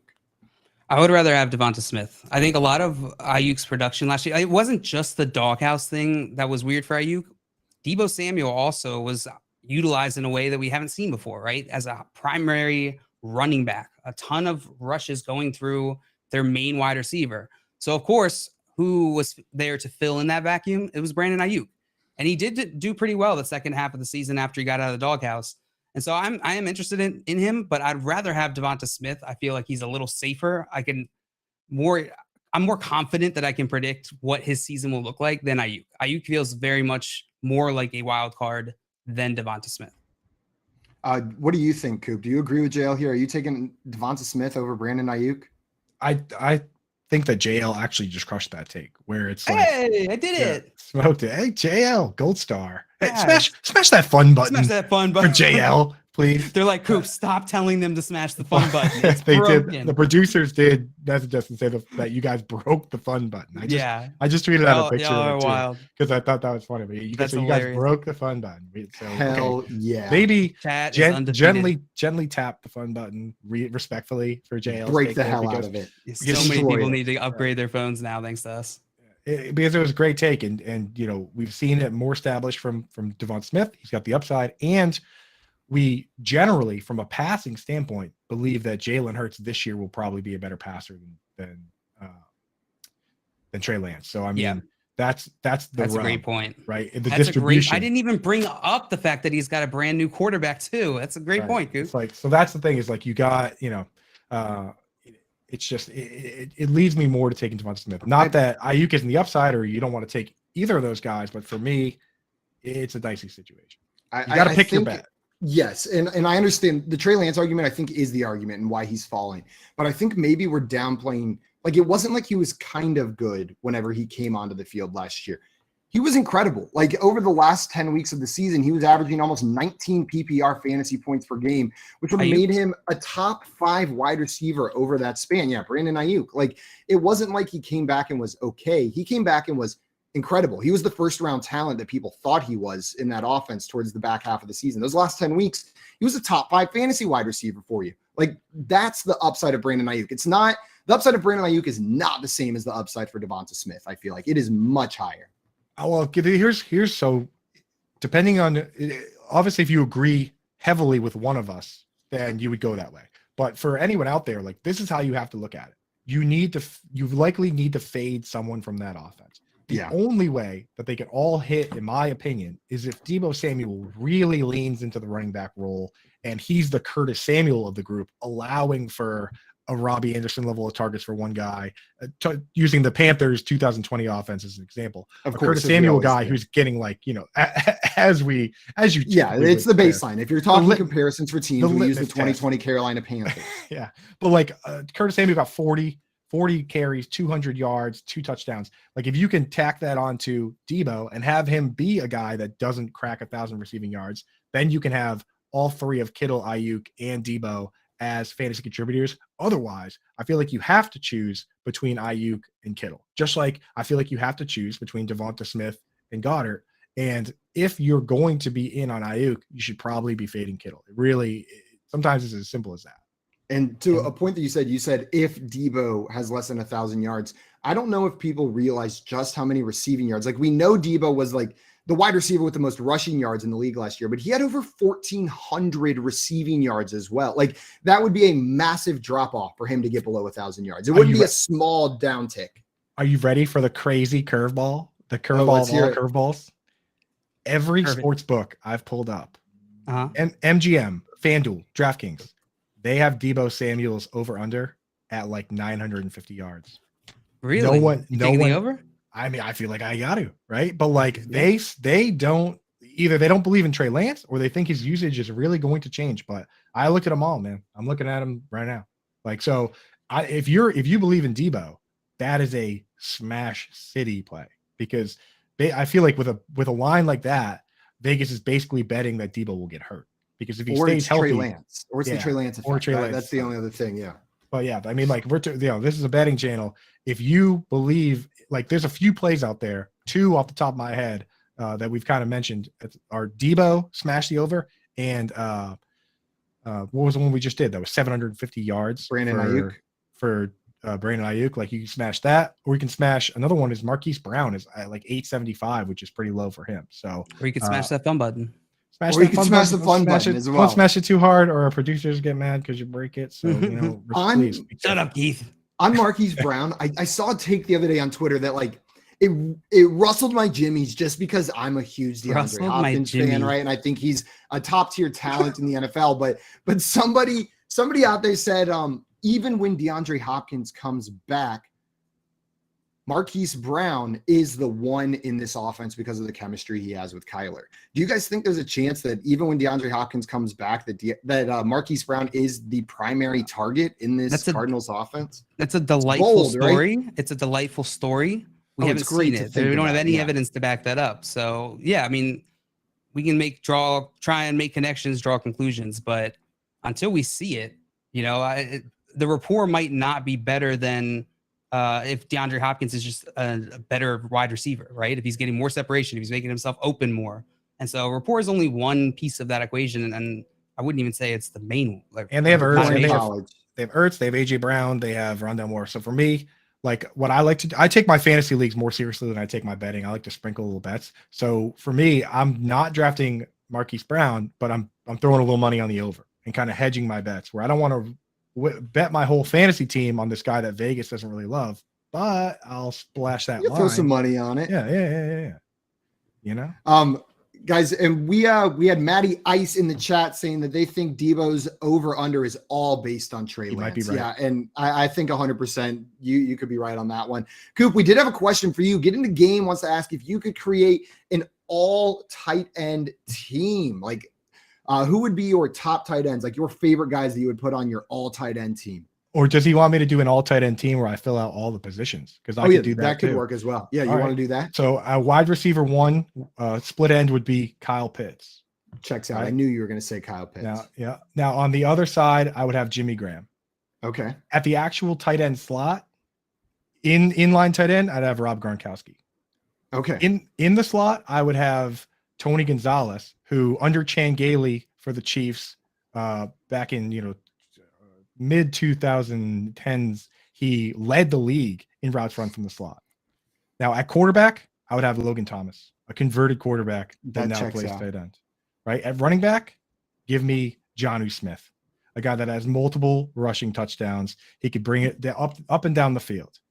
At left tackle, give me Michael Pruitt, one of the premier blocking tight ends in the league. At right tackle, give me Nick Boyle. Are you doing this all off the top of your head? Of course. At I'm guard, so impressed. like we're gonna fill Wow. out the line with the best blocking tight ends that I can think of. So I actually at center, give me a guy that's been a captain on a team because you need a strong, smart player at center. Give me You need leadership. Mercedes Lewis, a guy that's been in the league for a long time, one of the premier blockers. At guard, you're gonna want a little speed, a little heft. So I'll take a current guy, Albert Akwe-Bunam. I'll put him 6'6", 260. Put him at left guard. Have him, do some swing routes. Have him run around. At right guard, I'll take give me Jason Witten. Just give me a big monster to throw in. Get him that out can of the actually booth. Throw down the run blocking. And Can we put this in like a graphic? as my fullback move tight end, I'm going to go with a guy that's played a bunch of fullback. He's played a bunch of move tight end. Very underrated. Give me Chris Cooley, former Redskins tight end, move tight end, Chris Cooley. So that would be my all-time tight end offense. If you need Now one. radio personality. I in am the DMV. I am so impressed. Not just like you didn't just pull out those names and you didn't stop after the positional guys. You said we're talking O-line here too, because that's an important part of the offense. Coop, I could not put together a better all tight end team right now. Now put I can a full promise depth you that. chart together. You'd be insane to do it. Punter, I feel like Coop. I feel like a maniac just having done that. But we Who's do the tight punter ends. and who's kicking field goals? Punter easily is going to be Algie Crumpler, because right off the top Best of my name head, I've ever heard. kind of sounds like punter. Seems like he could boot the ball. Crumpler the punter. Algie Crumpler, punter. And then for kicker, we just want to have as many all-time greats on the roster. So give me Antonio Gates. The guy was, probably, I think he has the second most touchdowns all time as a tight end, or if not the most. Gates is a phenomenal player. We'll have him out there booting it. Who And cares? you know what? He's a competitor. He'd love the challenge. He'd be like, yeah, I'm going to start practicing. I'll get these field goals down. He's going to be Gamer, ready to dude. go. Yeah. And let's say all hell breaks loose. A field goal doesn't quite make it. I would love to have Antonio Gates out there chasing the guy down who's trying to return the field goal, right? Antonio Gates, I think, would kill it out there on that front. He'll be a little more useful than your average field goal kicker. Guys, there is some news that is broken while we have been on the show so far. One, Kenny Golladay has not been cut by the Giants yet. He's still on that team. He's still sitting there. It's like what we I talked called about it before yesterday. everybody else. JL wins. Yeah, you're so smart, dude. You're the smartest, JL. I can't believe, honestly, I just live in awe at your intelligence. I love it. Like within like the first, 10 minutes of our first show doing this, I just immediately take what Coop said he was going to do before the show and just start talking. I could just read on your face. You were like processing what was happening. You're like, I don't get I just see Legit. it all. It's so funny. Perfect, man. Yeah, you started yesterday's show with a bang, dude. Making up a word, stealing my take. Stealing your take. Guys, a player that was cut, though, we just found out OJ Howard has been cut by the Buffalo Bills. Coop, does this change anything for you on that Bills team with OJ Howard out of the picture? It doesn't, but here's my thoughts, man. OJ Howard should fire his agent out of a cannon into the sun, because this dude was playing, like, think about the issues that he's gone through, where he was stuck with a team that wasn't using him, but then they picked up his 5th-year option and kept him for another year. And then he had an opportunity to go somewhere where he could carve out a role and potentially be a starting tight end, and they pick a team that already has a tight end who eats breakfast with the quarterback, with the Bills, like Dawson Knox, a guy, and OJ Howard does the same things. It's the breakfast test. Right. At least go to a team. They should have gone to a team like, if you really wanted him to keep a job, go to a team like the Falcons, who have Kyle Pitts as the as the wide receiver and a guy that does all those things. And then you can sell OJ Howard as the inline blocking tight end. Get your man a job. Like, I can't believe what they did with OJ Howard. Not his job. Yeah, he did, So not his job. Yeah. Hope he lands somewhere. It doesn't change anything for me, but it is heartbreaking because when he came out, I was so excited about OJ Howard as a prospect. Like, he seemed like he might be one of the next big tight ends in fantasy football, and it just hasn't come to fruition. I feel like we haven't even seen him get a chance to do that, but maybe that's because he's not cut out for it. Again, this doesn't change much for me on the Bills front. I'm with you. Now, the next one hurts my feelings a lot. The next one really just gets me sad. Josh Gordon has been released by the Kansas City Chiefs. I will buy into Josh Gordon every single time he signs with the team, and still he stops doing so, just because that season that he put together with the Browns was one of the most incredible things I've ever watched as a football fan. Like, just unreal what he was able to do out there. He's got the talent. I feel like it's been time and time again, he's just been done dirty, and it hasn't been able to come back together. But Josh Gordon cut by the Chiefs. Does that change anything for you guys, or doesn't change that wide receiver landscape? Not at all. For you?